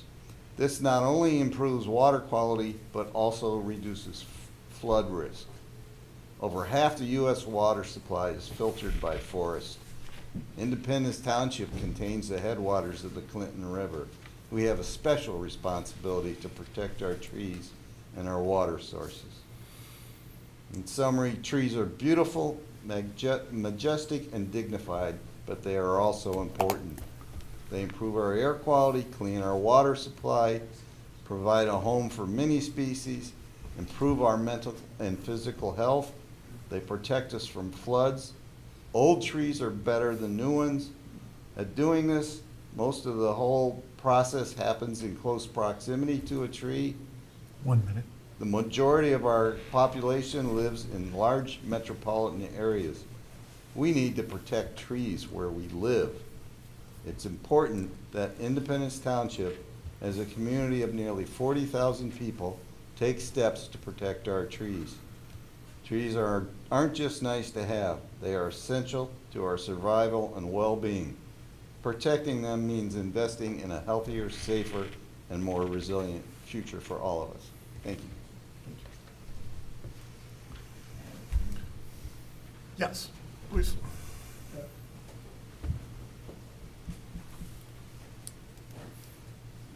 Hi there.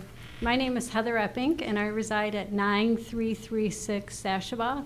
And I just want to commend Bill Scarborough for his research on all of the magnificent things that trees can do. He talked about saving lives and filtering the water and protecting the earth. And I mean, he was super thorough, and I respect that. I think it was all really good. And I guess my question that I'm throwing out to the board is, why does the ordinance only protect the trees in 5% of the township property? I would question, why can I clear cut my residential property? We've taken a lot of trees down because they were old and dying and we needed to protect our house. But why does this tree ordinance, and I would ask you to question yourself, why, if trees are so magnificent, why does it only refer to the 5% of the township property that is owned by people who have paid taxes for 30, 40 years possibly, like this gentleman here, and that they're now regulated on their trees? Thank you. No, you're not. You get one shot. Oh. Anybody else in the audience? Okay, let's move online. Is anybody online? I see some hands up, but I can't read the names. Tara. Tara Hansen.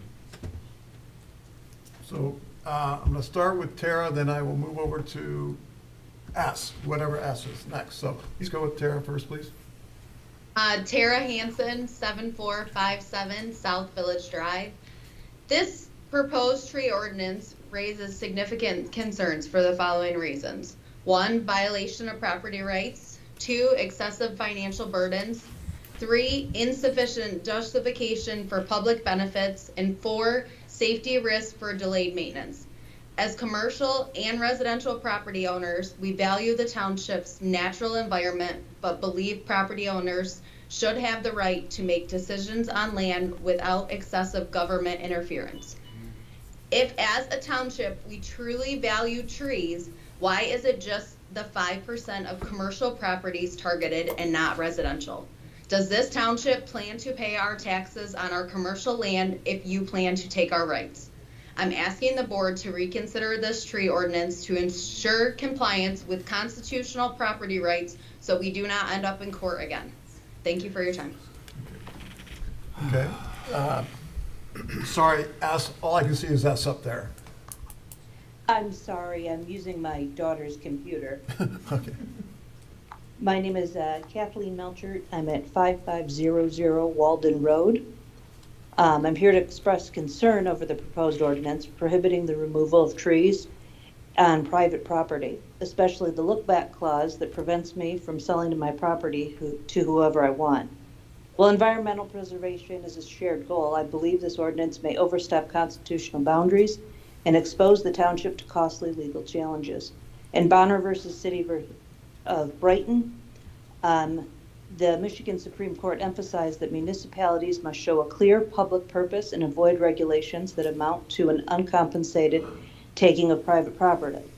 Similarly, in Cohen versus City of Novi in 2020, which I know you brought up before, but the Court of Appeals ruled in favor of a homeowner when the city attempted to restrict the tree removal without clear authority or just compensation. Implementing and enforcing an ordinance like this could lead to litigation, and that means taxpayer-funded legal fees and potential damages, especially if the ordinance is found to violate due process or takings clauses under the Michigan or U.S. Constitution. I'd also like to mention that I personally experienced a situation where trees were cut down near my property line, and when I raised concerns, I received no support from the township or the Open Spaces Committee. While I'm sure there were reasons, the selective attention to enforcement can make residents question fairness, especially when personal relationships appear to influence outcomes. I find it odd that a gentleman that has spoken this evening is in favor of this ordinance when it is his community that I have to fight to try to protect my own trees, and has made me want to have the option of selling to whoever I want. This isn't about casting blame, it's about urging caution. There are more collaborative paths to protecting our canopy: education, incentives, and voluntary conservation. Let's avoid passing an ordinance that could create division, financial liability, and legal exposure for our community. Thank you. All right, anyone else online? All right, I'm gonna close public comments and bring it back to the board. I'm sure we have a few, so how about if we just kind of work our way down? Okay, sure. Mr. Hayward.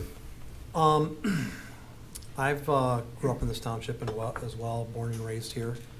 And I've seen I'll be honest, I ran for this position because of what happened across the street with the clear cutting. When I spoke, all the people that I spoke to, all the residents of this township, almost all of the residents that I spoke to in this township had a problem with that. Typically, residents don't clear cut their property.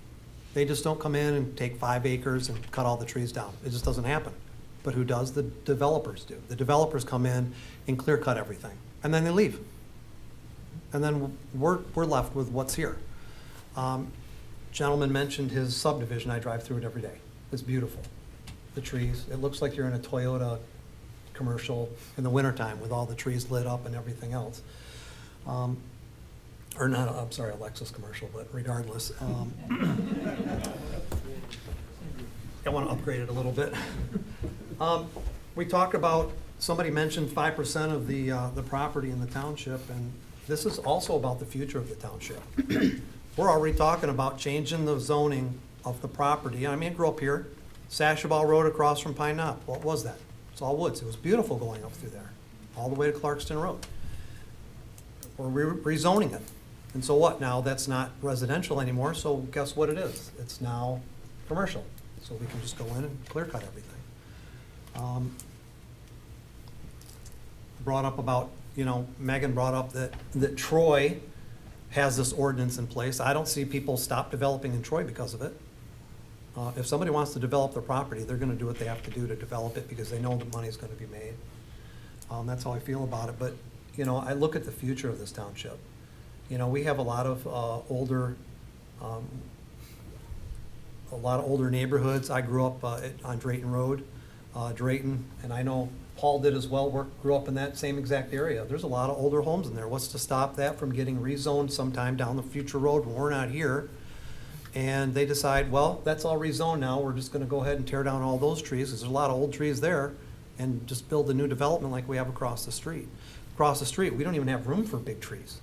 If you own a property over there, you wanna put a tree in, how big is it gonna get before you have to cut it down? Because you have no real front yard or real backyard. There's very few places that grow trees over there. So a lot of this too is really, for me, it's about the future of this township. It's not just today. As we see, to repeat myself, we're already rezoning stuff that was residential and changing it into business opportunities for commercial. And I suspect as we all pass on, and move out of this earth, that the people that we leave behind, we've got to hope that we leave something good for them. I mean, that's about all I have to say about it, so. Okay. Thank you. You don't have to talk now if you want. Do you want to talk? I'll just talk. Go ahead. We'll just go down the line, that's All right. fair. Can you please pull up the vote that we just had on that blue house for me? On the rezoning? It's unanimous. Okay. So you just voted for that, which just added an extra point to mine. You didn't want it, then why didn't you say no? My thing is, unless you have a country home by yourself that was built in the woods, every single subdivision here started with no trees. Okay. Okay. First of Since all, '99. And I've seen trees grow, believe it or not. So across the street, our other ordinances have landscape design, that's a necessity. Put in the trees, they'll grow. How many power outages are caused by those old big trees that knock over the power lines? And I think this is government overreach. I think you are penalizing those people who own those last bits of commercial property, and I think it's ridiculous. can we please keep comments, good and bad, just kind of keep them to yourself, please. Do you have any comments at this point, any questions? I have some questions, but it might be then for Megan, I think. Okay. Let me give you a scenario, and then you, because this is not my forte, so you can kind of tell me how it all would all play out. I am a resident who owns quite a bit. I don't, but just play through this scenario with me. I own quite a bit of property in the township. I've enjoyed my property for many years. I'm a grandparent. I'd like to clear some of my property for my grandchildren to ride ATVs. To enjoy, now that I have grandchildren, want them to be over, have things to do. I've done that, and my grandchildren are enjoying it. My children watching their grandchildren. The plan is someday when I pass away to give my property, my large amount of property, to my children to do with what they wish. I'd love for them to be there. Don't know if that's something that they, would choose to do once I'm gone. unexpectedly, I'm healthy today, but next year, 2 years from now, I become ill and I unexpectedly pass away. My children, in this scenario, my children are not interested. I have 3 children. They're not interested in living on the property, but they would like to sell the property. So this has now been, let's say, within this I'm looking at the 2-year look back. My children want to maybe split up the property to get more bang for the buck. This is something that I've kept all these years, and it's valuable property. Looking at the trees that I have removed, and when they choose then to sell it, split it, and that we're develop it, that we're a little afraid of, I think. What would happen with the trees that I removed? I mean, I guess I'd have to give you a scenario of how many trees that I removed. Then how many do I have to replace for how many that I removed? I know it's a variable with size. Yeah. But my question is, when I looked up the landscape requirements in the section 10.06, it says that these replacement trees then would have to be planted 20 feet apart. The trees on my property have been there forever. They've grown to big heights. I might not have protected trees. I may have a whole variance of trees. But even if I cleared 1 acre of my, let's say 30 acres, I cleared 1 acre, what would I have to, or what would encumbrance the property I have left where new trees would have to be replaced? I'm trying to think, I guess what I'm trying to get to is what's left of my acreage for my children to sell that's now not being controlled by what has to be replanted 20 feet apart, where I may have had trees that were 2 feet apart. So, in that scenario, where, let's say, just for round numbers, it's 100 acres, and let's say you cleared 2 acres of it for the dirt bikes. If it was within that 2-year window, that could be something that the planning commission could look back, and it says may require that replacement.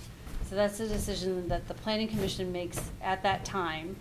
But also, the other thing with this is that if you preserve the wooded canopy, so those trees that are 2 feet together, and those are the ordinance is geared towards driving developers to protect those. And for those and larger trees, there's more replacement for those. And also, if a developer was coming and looking to develop that property, they wouldn't have to tag every tree that's in that forested canopy or the wooded canopy. They would just have to say where it was and the health of that canopy in general. And then if they preserve some of those, then it's a give and take. But yes, very simply, those 5 acres or 2 acres that you cleared for the dirt bikes that you maybe had never intended you as an individual to limit that land, that could be part of that 2-year look back and would be part of what the planning commission would look at in that tree replacement decision.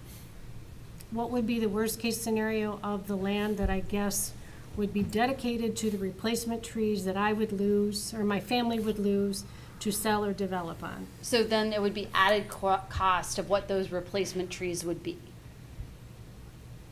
So, I mean, if I clear 2 acres, do they need 10 acres? Then do they have to, is the planning commission gonna possibly tell my family that they need to allocate 10 acres to plant replacement trees? And then is the planning commission, or who is telling my family where those trees have to be planted? Can my family say, okay, well, I'll do it around the perimeter so I can? yes, you could do it around the perimeters, or the designers who were designing whatever development was going on could say, these are the replacement trees, we're placing them on the property here. They could be on the perimeter. It doesn't necessarily have to be a 1-to-1 ratio in the spot that they were. They could be anywhere within the development, and also there's a provision if you couldn't fit it on the development, which sometimes you get to an inch-by-inch situation where it's that they could plant trees elsewhere in the township, maybe along safety paths or in a township-owned park or township-owned property, and as a last resort, they could pay into a tree fund. And what is that doing to the value of my property where There, it is a financial impact. And It'd the be an extra cost. cost that a No, developer would this need is- to look at. This is their inheritance, let's say. I'm looking at Yeah. it as their No, inheritance. yes, absolutely. And their That- future. That it would impact the cost of development of a property. Of a development. Of a development, anything that came for site plan, and that would include a single-family housing. Correct. Site condo or plat. It wouldn't include, let's say that your family wanted to do it so that you just put in a private road and you split it up into, let's say, 10 lots, which is available under your land division. Then you would do a land division, which is not a site plan, and then each house would be developed as a single-family lot. So it wouldn't apply to that scenario. Excuse me really quick, do we have to do that motion because it's after 10 o'clock? Yes. I'll make a motion to extend the meeting past 10 PM. Second. All those in favor? Aye. Opposed? Motion carried. Thanks, Terry. Sorry. Thanks, Terry. I think that answers my question. Thank you. So, my back hurts. And it hurts because I spent 2 weekends cutting the vines out of my oak trees to make sure they're not damaged by them. I got about 15 oak trees on my property, and I have to do it every year because they just won't stop. And I see that all over the township, vines killing trees. And I'll come back to that point. But that's my decision to take care of my trees. And I'm not, told by the government how to do it.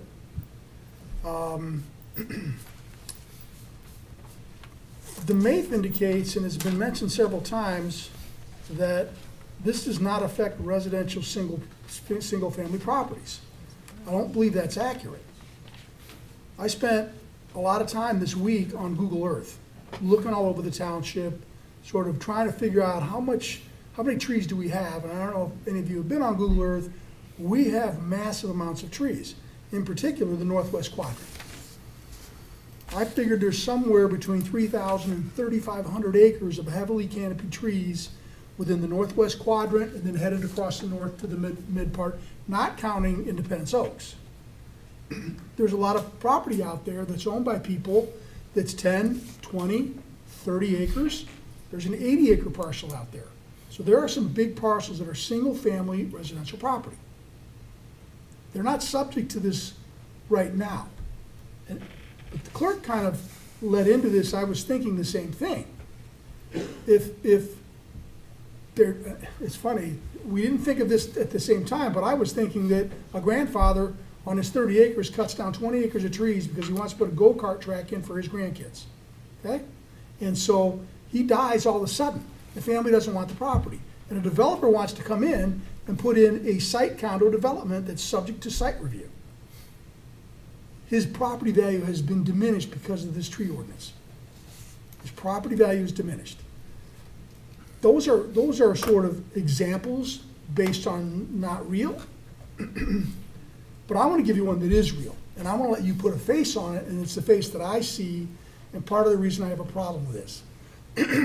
I collect taxes up at the counter twice a year. And I've gotten to know a lady who comes in here to pay her taxes on her vacant lot every year. In the last couple of years, she's just been panicked. She's worried someone's going to take the property. I've gotten to know her a little bit. She's got a niece. She has no kids. That piece of property is the inheritance for her niece. She's told me this. She lives in Warren. She's 92 years old, and she lives in a 1,000-square-foot condo. And I looked it up. I'll back up. She was so worried about people doing it, somebody might take the property. And by the way, it's the vacant lot at the corner of Sashabaw and Walden, heavily tree covered. It's 1 acre. I told her I'd go down to the clerk's the deed recorder of deeds or whatever, the county, and kind of give them a heads up, which they listened to me. I told them who I was, and they put some flag on there that will make them review anything that comes in on the property. Just I wanted to put her at ease. That piece of property is worth more than her condo, and it's all she has to leave her family, her niece. If this ordinance goes in place, that piece of property is worth less money. Developers aren't going to pay for this ordinance. The property owners will, because the developers are too smart If they know they're gonna be enforced by a tree ordinance, they're not gonna give as much money for the property. And so, if they come out and wanna cobble together 2 or 3 parcels in the northwest quadrant, and they can get those, they're gonna pay less money for those if someone passes away and their families sell them, because I think people that live out there, they don't ever wanna sell them, because they love that. But we don't know what happens later. The values of those properties will be diminished because developers are not gonna pay as much money if they know, by the way, our consultants just pointed out, there's a financial cost to this. The question is who pays it? Developers aren't gonna pay it. They've got a profit motive. They're gonna figure out what they can pay for the property in order to generate the profit they want. Or they won't develop here, but whoever's coming to develop, even if it's smaller development, our taxpayers are the ones who are gonna pay the price for this. And as a government official, I think it's improper to put our hands around someone's personal property and say, we're gonna dictate what you can do on your own land. I love trees. I injure myself taking care of mine. But I don't think I've got a right to tell other people what they can do on their property beyond what we already do, because we have lots of regulations in place. So I don't know how I'm supposed to look someone in the face and say, sorry, your property's not worth as much. We want more trees. Tough luck for you. It's not fair. It's not fair to her, I can tell you that. And anybody who wants to argue that, meet her the next time she comes in, you'll change your mind. So I'd love to have a tree ordinance that did not impact the property owners, but that's not what we have here. And as I look at this thing, it talks about the developers having to hand dig around trees to protect them.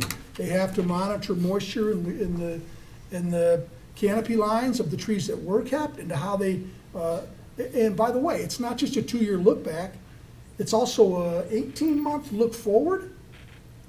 If a tree dies 18 months after a certificate of occupancy is given, they're coming back again to make somebody pay to replace the tree. It's government overreach, and as much as I love trees, I can't support telling people what to do with their own personal property. Because that's what we're doing. We're trying to tell them what to do with what they bought. And I can't get on board with it. That's all I've got. Trustee Morocco. Okay. Been down this road for 20 years with boards up here. It's all about the money. You either care about the character of the community or care about people making money. We haven't, unfortunately, had a board with 4 members on it in the last 20 years that cared more about protecting the character of the community opposed to their friends making money, in my opinion. A lot of misinformation. Doesn't make the property less valuable. Monarch is a prime example. They inventoried every tree. They worked around the big trees, making tons of money, just came back in, doing more development, making tons of money. So the land rights argument's bogus. It's about property values. It only affects people making money. So everybody who's against it's for people making money, not protecting the character of our community. I doubt we'll get the tree ordinance through. We've never had a board that supported the preservation of trees or the character of this community since I've lived here. Not at least enough members to vote to pass it. I'd be shocked if it goes through. We've been on this 20 years. We've been trying to do it. It's the weakest, less impactful thing. Good developers work around the trees. I built subdivisions, with people in the township. All of our subdivisions were beautiful 20 years ago. Now they're all crap. They're all cut down. It's all about the dollar. They come in here, they don't live here. The guy cut all the trees across the street, lives in Arizona.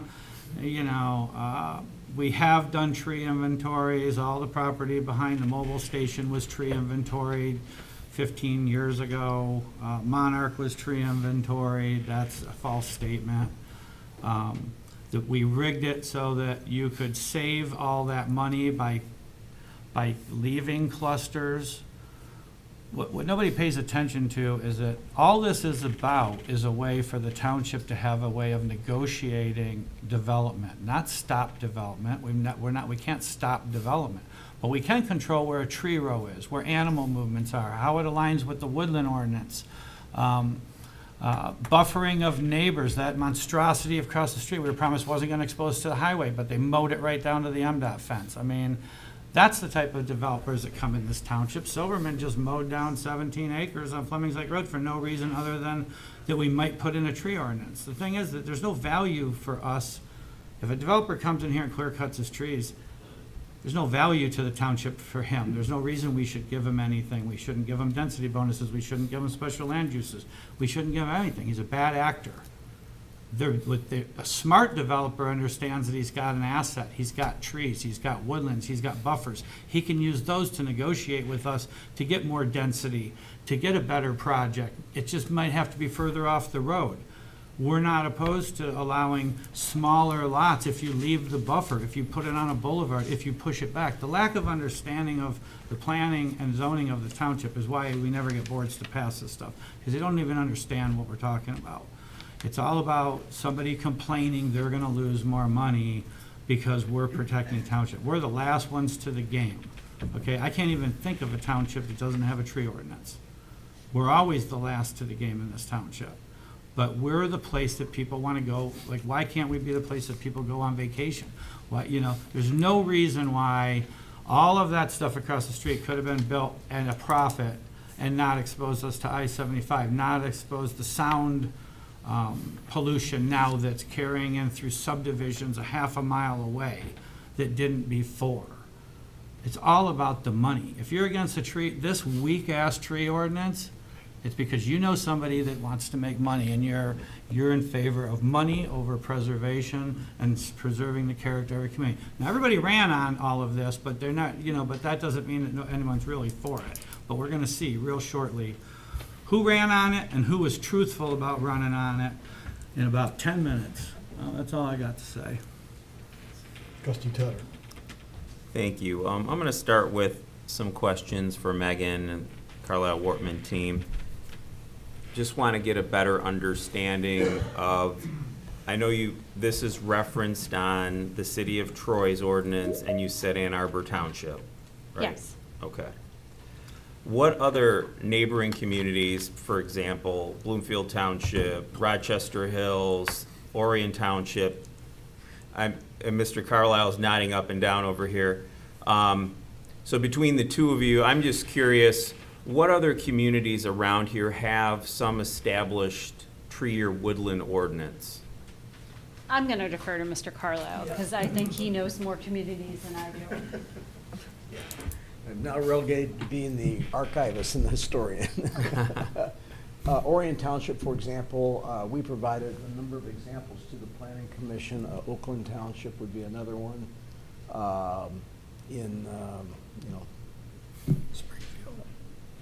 Megan cited Springfield, perhaps? I don't believe Springfield has. No, Springfield does not have a woodland ordinance. There is, Canton Township. West Bloomfield, have one? West Bloomfield, definitely West Bloomfield, Bloomfield. So we did provide a number of examples of communities that had woodland ordinances a long time ago to the Planning Commission. Okay. Of other townships that do regulate woodlands. So it's not without, let me just say this, it's not without precedent. It's obviously not universal, so. Right. Okay. How long did the Planning Commission rather, work on this? Well, Maybe that's a planning commissions loaded have worked question, on I this don't for know. probably close to 35 years. This is the third How about how about the current incumbent board? It's been at How about- least a couple of years since the subject started, and then they began to work on this version probably about 6 months ago, Bill. Is that No. I'll be glad to elaborate. Well, but it's okay. Longer. But no, it's been a substantial period of time. It started with a recommendation from the Open Space Committee. There was a lot of going back and forth between the Planning Commission and the Open Space Committee, but within this particular version has been within the last six to 9 months that this has been discussed at the Planning Commission level. Okay. Thank you. And in your experience, has there been a record of litigation following the adoption of ordinances like this? That's not a fair question to ask me, probably Dan might be able to answer. There has been litigation over certain, tree regulation ordinances. I couldn't tell you how extensive it has been. Okay. What was the vote to recommend this to the board? Do you know? I know, it was Was 7-0? It was 7-0. Okay. Yeah. It was weren't there two people missing?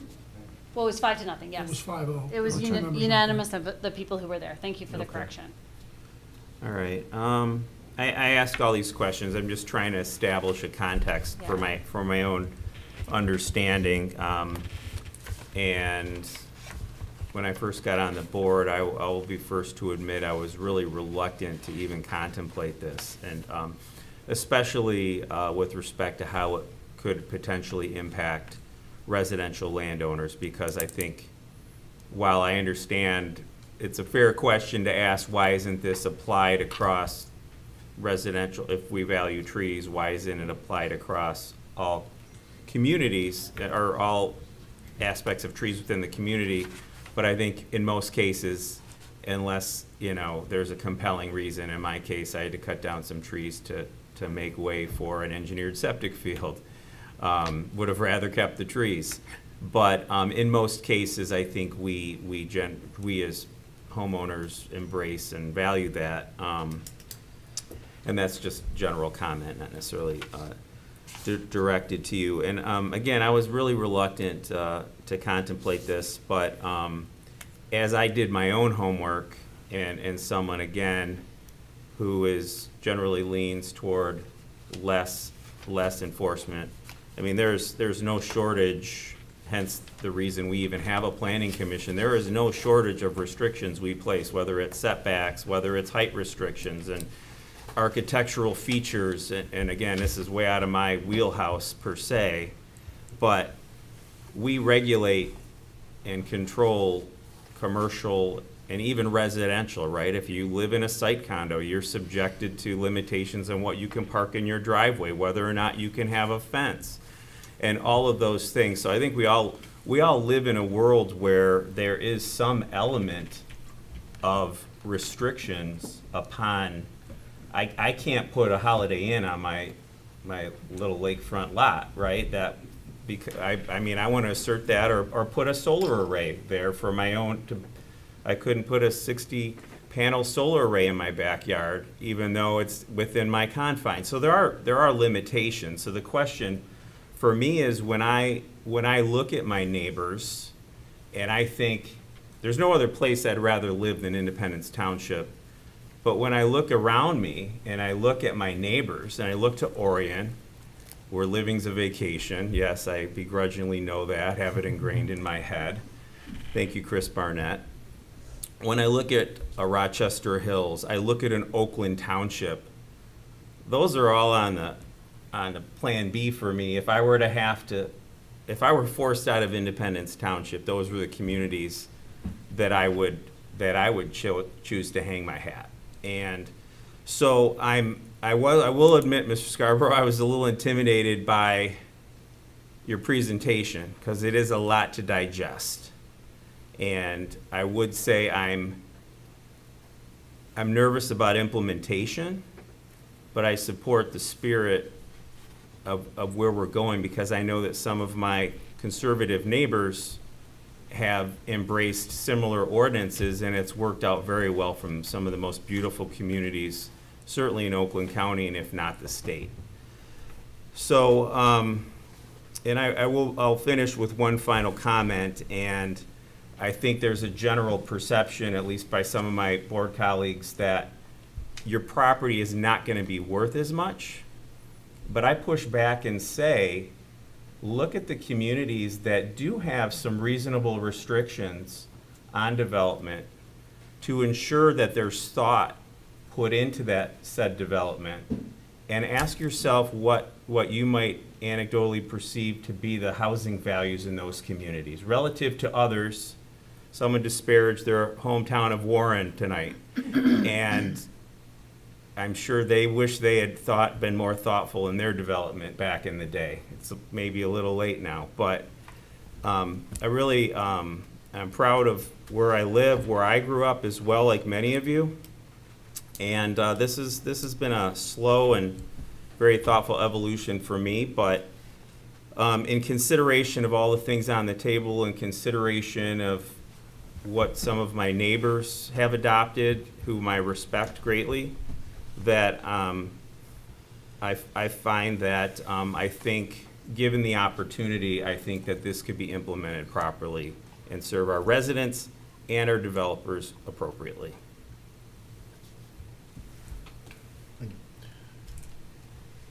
Yes. I just wanted to address a couple of things that were brought up. One of the question that trustee Nalamathu had mentioned about why did I vote for the rezoning is because I'm not against development at all. But I'm for proper development. This is why I think the tree ordinance is important. That's one thing I wanted to address. Second thing, I have a couple questions for Megan, if you can come back up, please. In Carrie's scenario, Yes. what would be the process? So if she owned private property, right? She cleared a couple of acres, and then all of a sudden it got rezoned, and now it's going to be developed. That would be her scenario for her to be penalized in a sense, correct? Likely the large acreage would be a residential zoning, Okay. and that it didn't have its maximum density. So if her heirs wanted to maximize their inheritance and they didn't want the land, they would likely sell it to a developer. Mhm. And that developer then would look, and then at that point, they would compute into their costs for land development, the tree replacement. And to what degree or what percentage of that, I couldn't say. It really depends on the site. But then it would be an extra cost. I can't say how much. Extra cost to, a developer would say, I'm only gonna offer you X amount of dollars for your property because I have to replace these trees?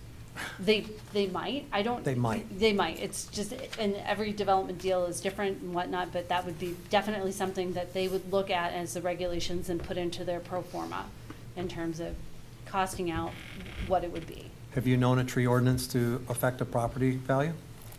I can't, I've never done an analysis like that, so I can't say. Maybe Mr. Carlisle can answer that question? I can't. You can't answer the question, or? No, I cannot. Okay. I mean, it obviously varies with the situation, varies with the community. Right. So that'd be a very difficult, probably a better question to ask an assessor. Well, the property was suggested by Treasurer Brown at the corner of Sashabaw and Walden Road, and I would imagine that property, regardless of a tree ordinance or not, would not affect the value of that property, because it's very developable. Who wouldn't want that piece of property if they're gonna develop it, if it, you know, it's a prime area. Yeah. Chair, permission, can I address that? No, I He's think, the Bill, let's chair. just hang on tight for, okay? So, any other questions? I shouldn't be talking about property values in this discussion. Okay, so. We're not I'm sorry, we're not supposed to be talking to each other while Right. we're in a board meeting. Sorry, no whispering to each So other. I do have some questions, so you might as well come back up, and maybe you'll be able to answer them, but let's just go back here.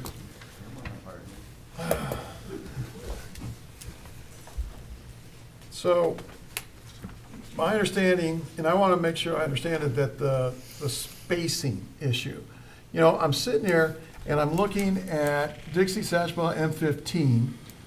There is approximately 215 acres left of the development land. So we're talking about a very small amount that this would apply to from a commercial development standpoint, not including the one parts up north of M15, in that area up there. 1, 2, 3, 4 pieces of property are over 5 acres.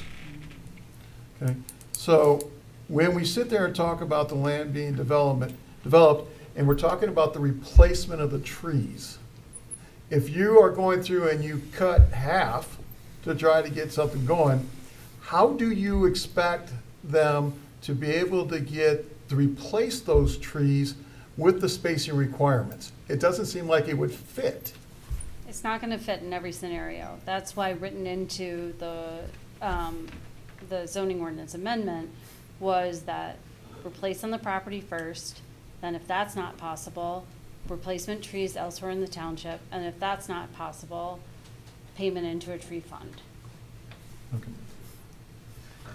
So, which could be substantial on these small, again, I mean, I think most of them are under 3 feet, or 3 acres, I'm sorry. Yeah. I mean, it could be substantial when you look at parking lots and all that stuff that has to go along with that development. Yes. So the development cost for the value of that property is going to be decreasing as a developer to offset that, right? Because everybody does a Yes. pro forma and looks at Yes. the math and all that. So that's going to be an impact. Okay. I do want to make a point of clarification. Sam, I know I heard you mention this, that Silverman clear-cutted, not here, Walden, but up above. He does not own any property in Independence Township, nor is he on an LLC or any other aspect. So that was not him who clear-cutted it. Just FYI on that. Okay. Another thing that, somebody brought up that I ran on the whole Norman Rockwell, and I do believe that, and I think it was more of and I'm not going to backpedal. I'm going to say that when I meant that comment, it was more of a state of mind and heart, okay? Physical aspects absolutely impact that, okay? So this whole thing's a little bit of a struggle for me. I'm trying to figure out, 20 years ago, somebody brought it up, 20 years ago, this is too late by 20 years. We should have had it 20, 15 years ago, whatever it was. I agree. We got very fortunate, I think, as a township, based on maybe what it was in the 80s or whatever, those grandfathers, founding fathers, if you will, of the modern day. We're very insightful or lucky. We do have, obviously, a couple exceptions to that. I'm trying to figure out, in my head, why are we going through, maybe to Terry's point, through this whole big process? And I know that it's very weak compared to other communities, but for such a small amount of property left. And so I'm wondering, how did the Planning Commission, did they work through that dynamics of it, or? In terms of the conversations that the Planning Commission had, they didn't look at the percentage of developable property. They were looking at it as a whole and as a mechanism. We didn't have a discussion, or a map was not shown of these are the properties that it would affect, and there wasn't any math done. So in the product that we produced for the Planning Commission, there wasn't a map or a 5% or whatnot. The request came from the Planning Commission to look at it based on a request from the Open Space Commission. We were looking at, when I came on board to help with the Planning Commission, they were looking at 2 different documents produced by the Open Space Committee, and then trying to decide in which direction to go. And then that melded and got us to the point where they made a recommendation to you. Okay, so it wasn't taken into consideration. And I'm trying to figure out, in this particular case, how to have my cake and eat it too, okay? I'm all for property rights, and I don't like government overreach. I can appreciate the aesthetic aspects and the value of a tree. Okay, I think they're beautiful and everything else. And I think somebody brought up I think Trustee Tedder brought up the spirit of what he was doing. He struggled with maybe had some reservation about the possible implementation, so on and so forth. And I too have those concerns. But I'm wondering, is this the right tool for it? Can we still achieve what we're trying to achieve, but with a different tool? And maybe it's the tools that we already have. And I'm not saying that we've always utilized those tools properly. Maybe sometimes we made a screwdriver or a hammer when we shouldn't have, or vice versa. But don't we have, if with these site plans, isn't a very, very large percentage of them going to be developed under a PUD? Not necessarily. Okay.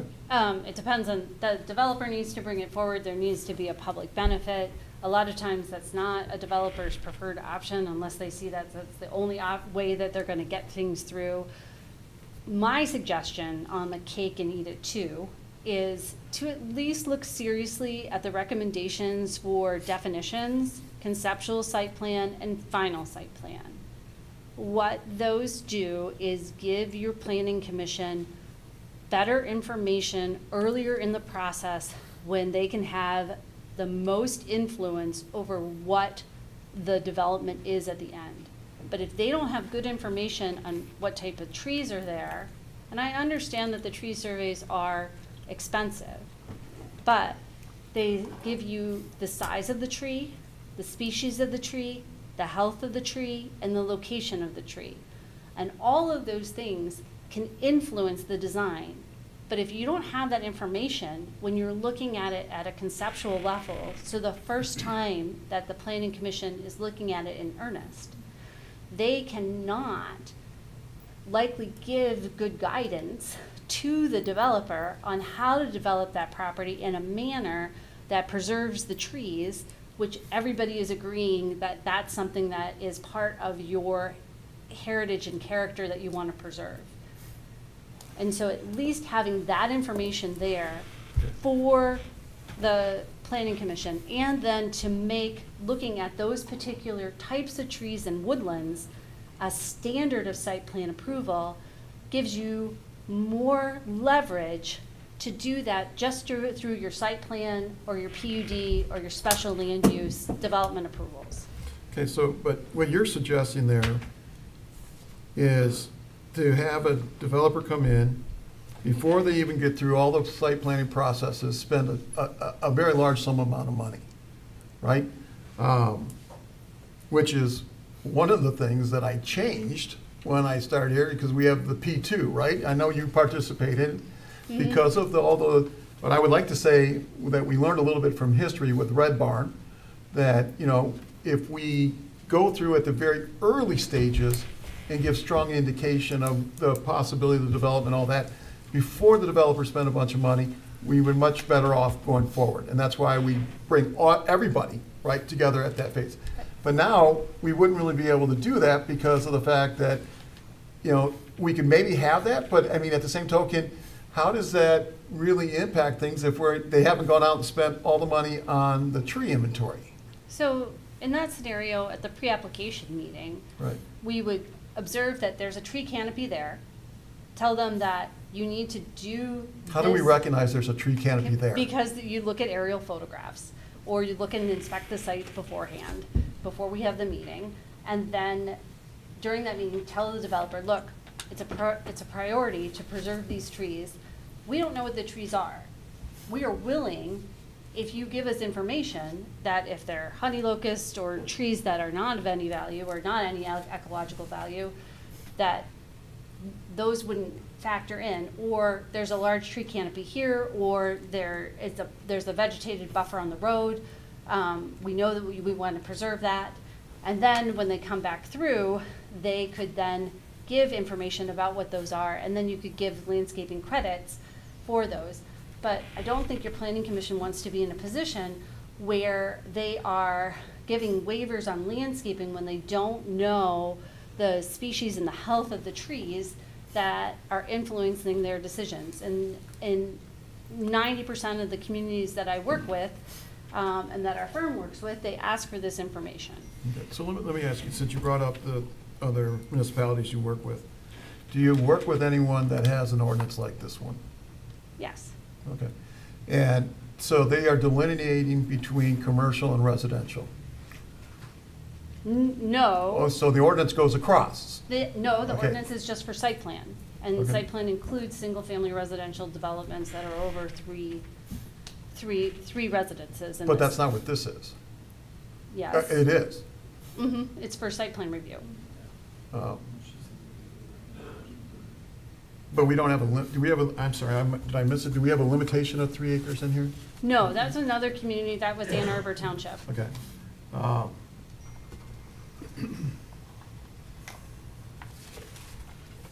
Isn't there a way is there a way in your mind, have you seen, maybe a little bit fair, have you seen a mechanism to give us the preservation of the trees without it becoming a woodland ordinance, but more of a development ordinance?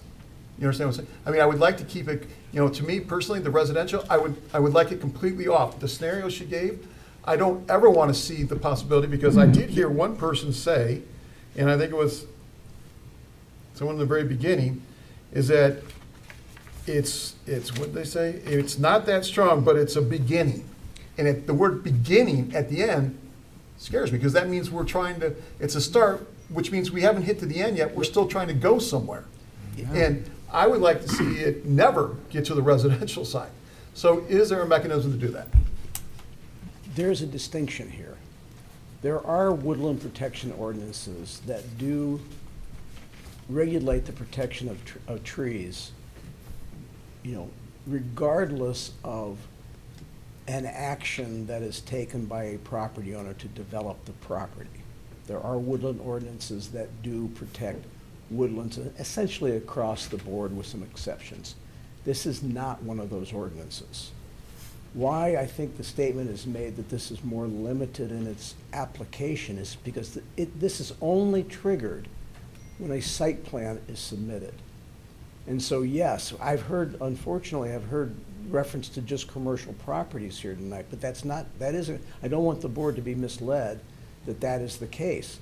There can be, there are as Megan pointed out, there are residential properties that are subject to site plan review. And that is essentially properties that are going to be developed, typically larger pieces of property that might have a house on them now that are zoned for, a substantial additional development. Those are predominantly in the water and sewer district in those particular cases.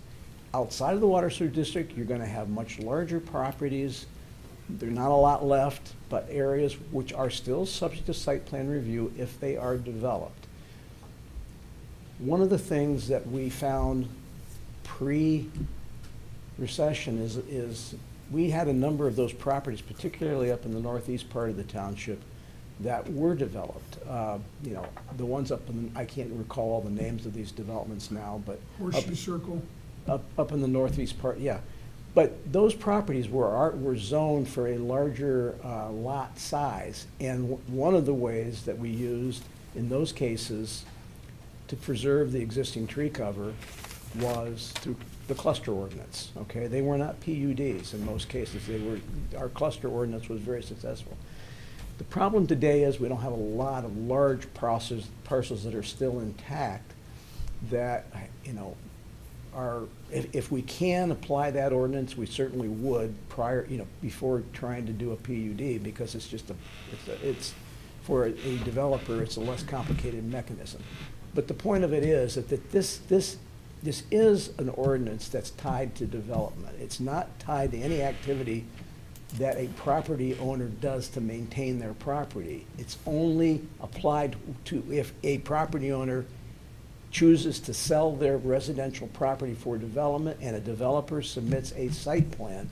That's when the provisions of this ordinance are triggered. The look back to 2 years is to prevent sort of wanton clearing for somebody that believes that they're going to develop the property and wants to try to circumvent, any kind of regulatory activity on their property with a tree ordinance. So I want to make sure that hopefully the board understands that that's how this is actually going to be applied. So yes, residential properties would be subject to this ordinance if they're going to be developed. Let me ask you another question on the 2-year look back. So my understanding from reading this is that if I'm a developer, I buy a piece of property, today I clear cut it the day I buy it. As long as I don't come to the board of the planning commission and submit a site plan, 2 years and 1 day, I'm good to go. So the township had to look at a field for 2 years. Yeah, as the ordinance is written, that is correct.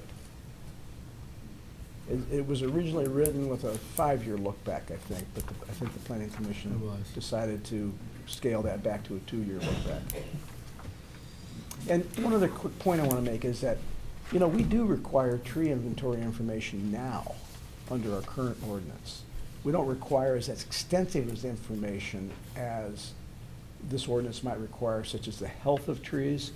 But, you know, we do require that tree information be submitted with a site plan right now. Most often, in many cases, we get more information, you know, we get full-blown tree surveys in many cases, even though the ordinance is a little bit less stringent than that. So then why do we need this if you get it many a times? Well, because we don't have any mechanism to ensure those trees are preserved.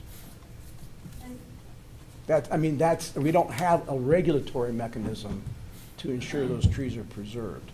So that's why that's why an ordinance such as this is being proposed. I'm not proposing being a proponent one way or another. I'm just explaining that our tree preservation requirements in the zoning ordinance now are not as strong as an ordinance such as this to preserve trees. And I'm probably already at my 10 minutes, but I'm just going to Okay. throw one more thing at you. And you probably already said it, but it's way past my bedtime. Me too.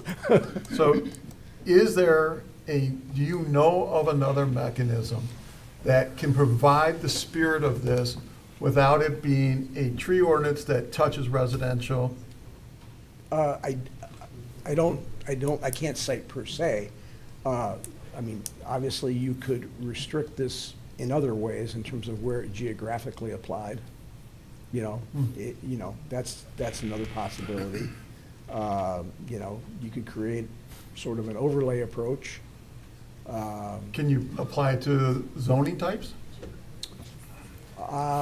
Yes, you could. I mean, we would definitely want to confer with Mr. Kelly to ensure that we were providing an equal enforcement of a particular ordinance like that. You know. Okay. You know, So I guess from my point, I'm gonna wrap up right here, is that I like the spirit and the idea of what we're trying to do.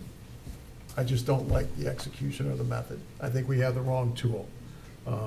I'd be more than happy to listen to more ideas on how to possibly do it, but as it stands right now, I'm not excited about this. Do we know, Dick, the percentage of larger commercial properties versus the larger residential properties? Well, I think there was some type of inventory done of probably about 250 acres of property that is zoned commercial or non-residential, particularly in our water and sewer district. 215 Yeah, acres. something like that. Residential, I mean, it's, you know, the township's 36 square miles. You know, quite a bit of that's already developed, but there is also. So it'd be safe to say that we're heavier on the residential than we are in the commercial.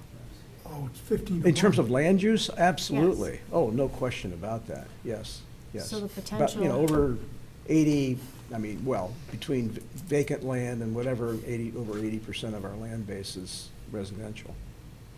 That doesn't include the existing publicly owned parks and properties like that. Okay, thank you. Okay. Treasurer Brown. Just a couple more thoughts on this.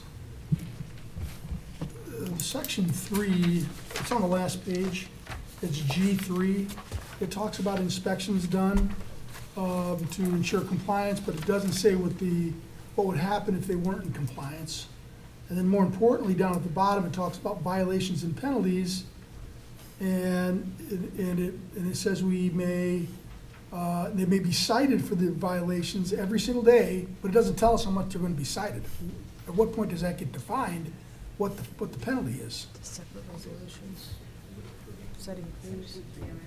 And so let me, my only other comment, and I'll just let you answer that, is that I really think that if somehow this thing moves forward, there has to be a notification to property owners who could be impacted by this. You know, people who are passionate about saving trees, they're gonna come to these meetings always, right? And the people that don't know about it, their voice isn't being heard. Mr. Duran found out about this today, only because I called him. Because I knew he owned 30 acres that this could impact, and that he would be disappointed had I not said, are you aware of this on the agenda? It's unfair to do something like this if I'm right about it affecting property values, or even the perception for the residents that it affects their property values, that they don't find a way for us to notify them ahead of doing it, so they have a chance to voice their opinion. That's it. Trustee Morocco. Township Times. Perfect. Exactly what it's meant for. Right there. I'd like Put that information out. This you know? seems to be still heated and a lot of What? discussion. I'd like to make a motion to table it till the next one and move on to our next item on the agenda, because we have another closed session. Can I get a second? I'll second. Is that a roll call or is it a? Simple majority. Simple majority. All those in favor, say aye. Aye. Opposed? Now, Trustee Nay. Tedder? Nay. Okay, so 3-4, it's been tabled. Okay. We have, unfortunately, Mr. Kelly, we get to keep, are you standing there because I missed something? No. No, I meant Jenna Ben. Yeah, I was just gonna ask for permission for further comment. Well, at this point, all public comment has been closed, so not at this time. Thank you. Unfortunately, Mr. Kelly, we have 2 more closed sessions, I think, right? One more. All right, one more. Thank you. I'd like to make a motion to enter into closed session to discuss the confidential legal opinion pursuant to the Michigan Open Meetings Act, MCL 15.268H. Okay. Excuse me, everybody, can you keep it down, please? We're still in the meeting, and there's mics in the ceiling. Thank you. Regarding Brady Lodge liquor license. And this is roll call. You ready? Yes, so I second it. Go. Oh. Roll call. Trustee Tedder. Yes. Supervisor File. Yes. Clerk Newbeck, yes. Treasurer Brown. Yes. Trustee Hayward. yes. Trustee Morocco. Yes. Trustee Nalamoku. Yes? It is 10:48 PM. We're in the closed session.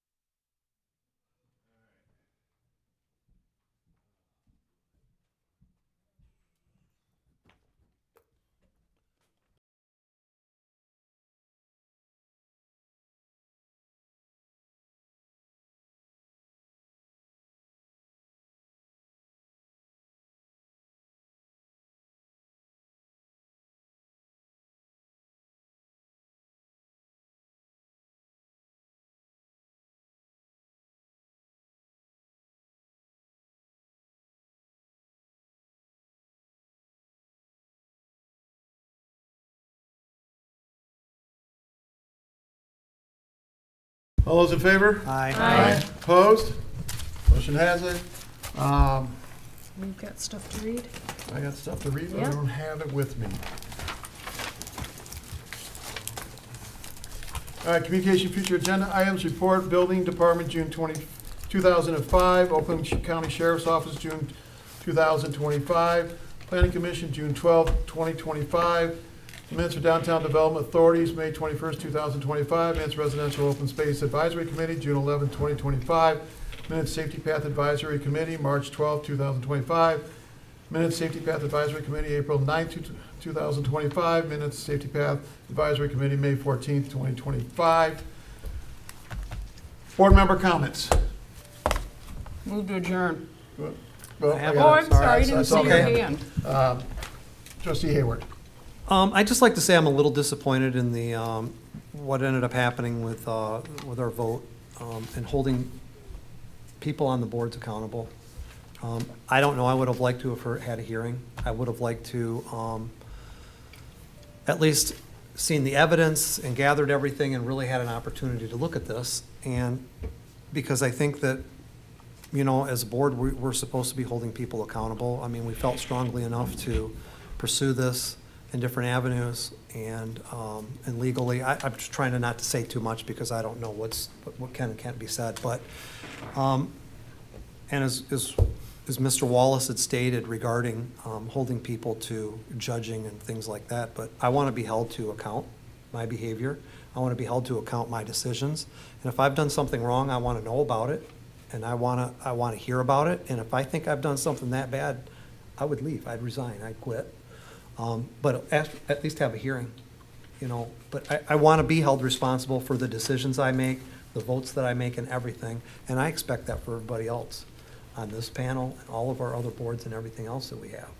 So I'm just saying I'm disappointed that we didn't get a chance to at least hear Jim's side of it as well from everything. So that's all. Any other board comments? Trustee Yeah, Morocco. I had a whole list of things, but I don't have the energy to hammer on everybody tonight. But I will say that I think that the motion to not allow discussion was ridiculous. And the suppression that I'm getting is just going to make me even more pissed off, so everybody should be aware. But I had people sit up there and make accusations at me and attack me over what they thought the reason was that I was bringing these charges, and by these guys' motion to suppress comment, didn't give me the opportunity to address it. And that's when I wanted to address it, was during the part of the meeting where you're supposed to address things, is during the discussion after the motion. So I just think that was a really cowardly way to shut it down and prevent me from having anything to say about it. And I'm really disappointed at how the board's been acting lately, and it just keeps getting worse It's and a worse. bit of a personal attack. Okay? Calling us cowards is not okay. I'm sorry, this isn't for debate. No. Yeah, you It's can't just talk not about stuff for appropriate. everybody. Not Sorry, fair. sorry. Not appropriate. Please. But, so, anyway, if that's what we want to do, is just keep doing things to suppress everybody, then that's great. Let's well, this will be a party, and I'm all for it. I'll be all in. All in. So I can't hold it back any longer. This will be my last meeting that I've controlled. Go ahead. Anybody else? You're good? Move to adjourn. Second. All those in favor? Aye. Opposed? Meeting adjourned.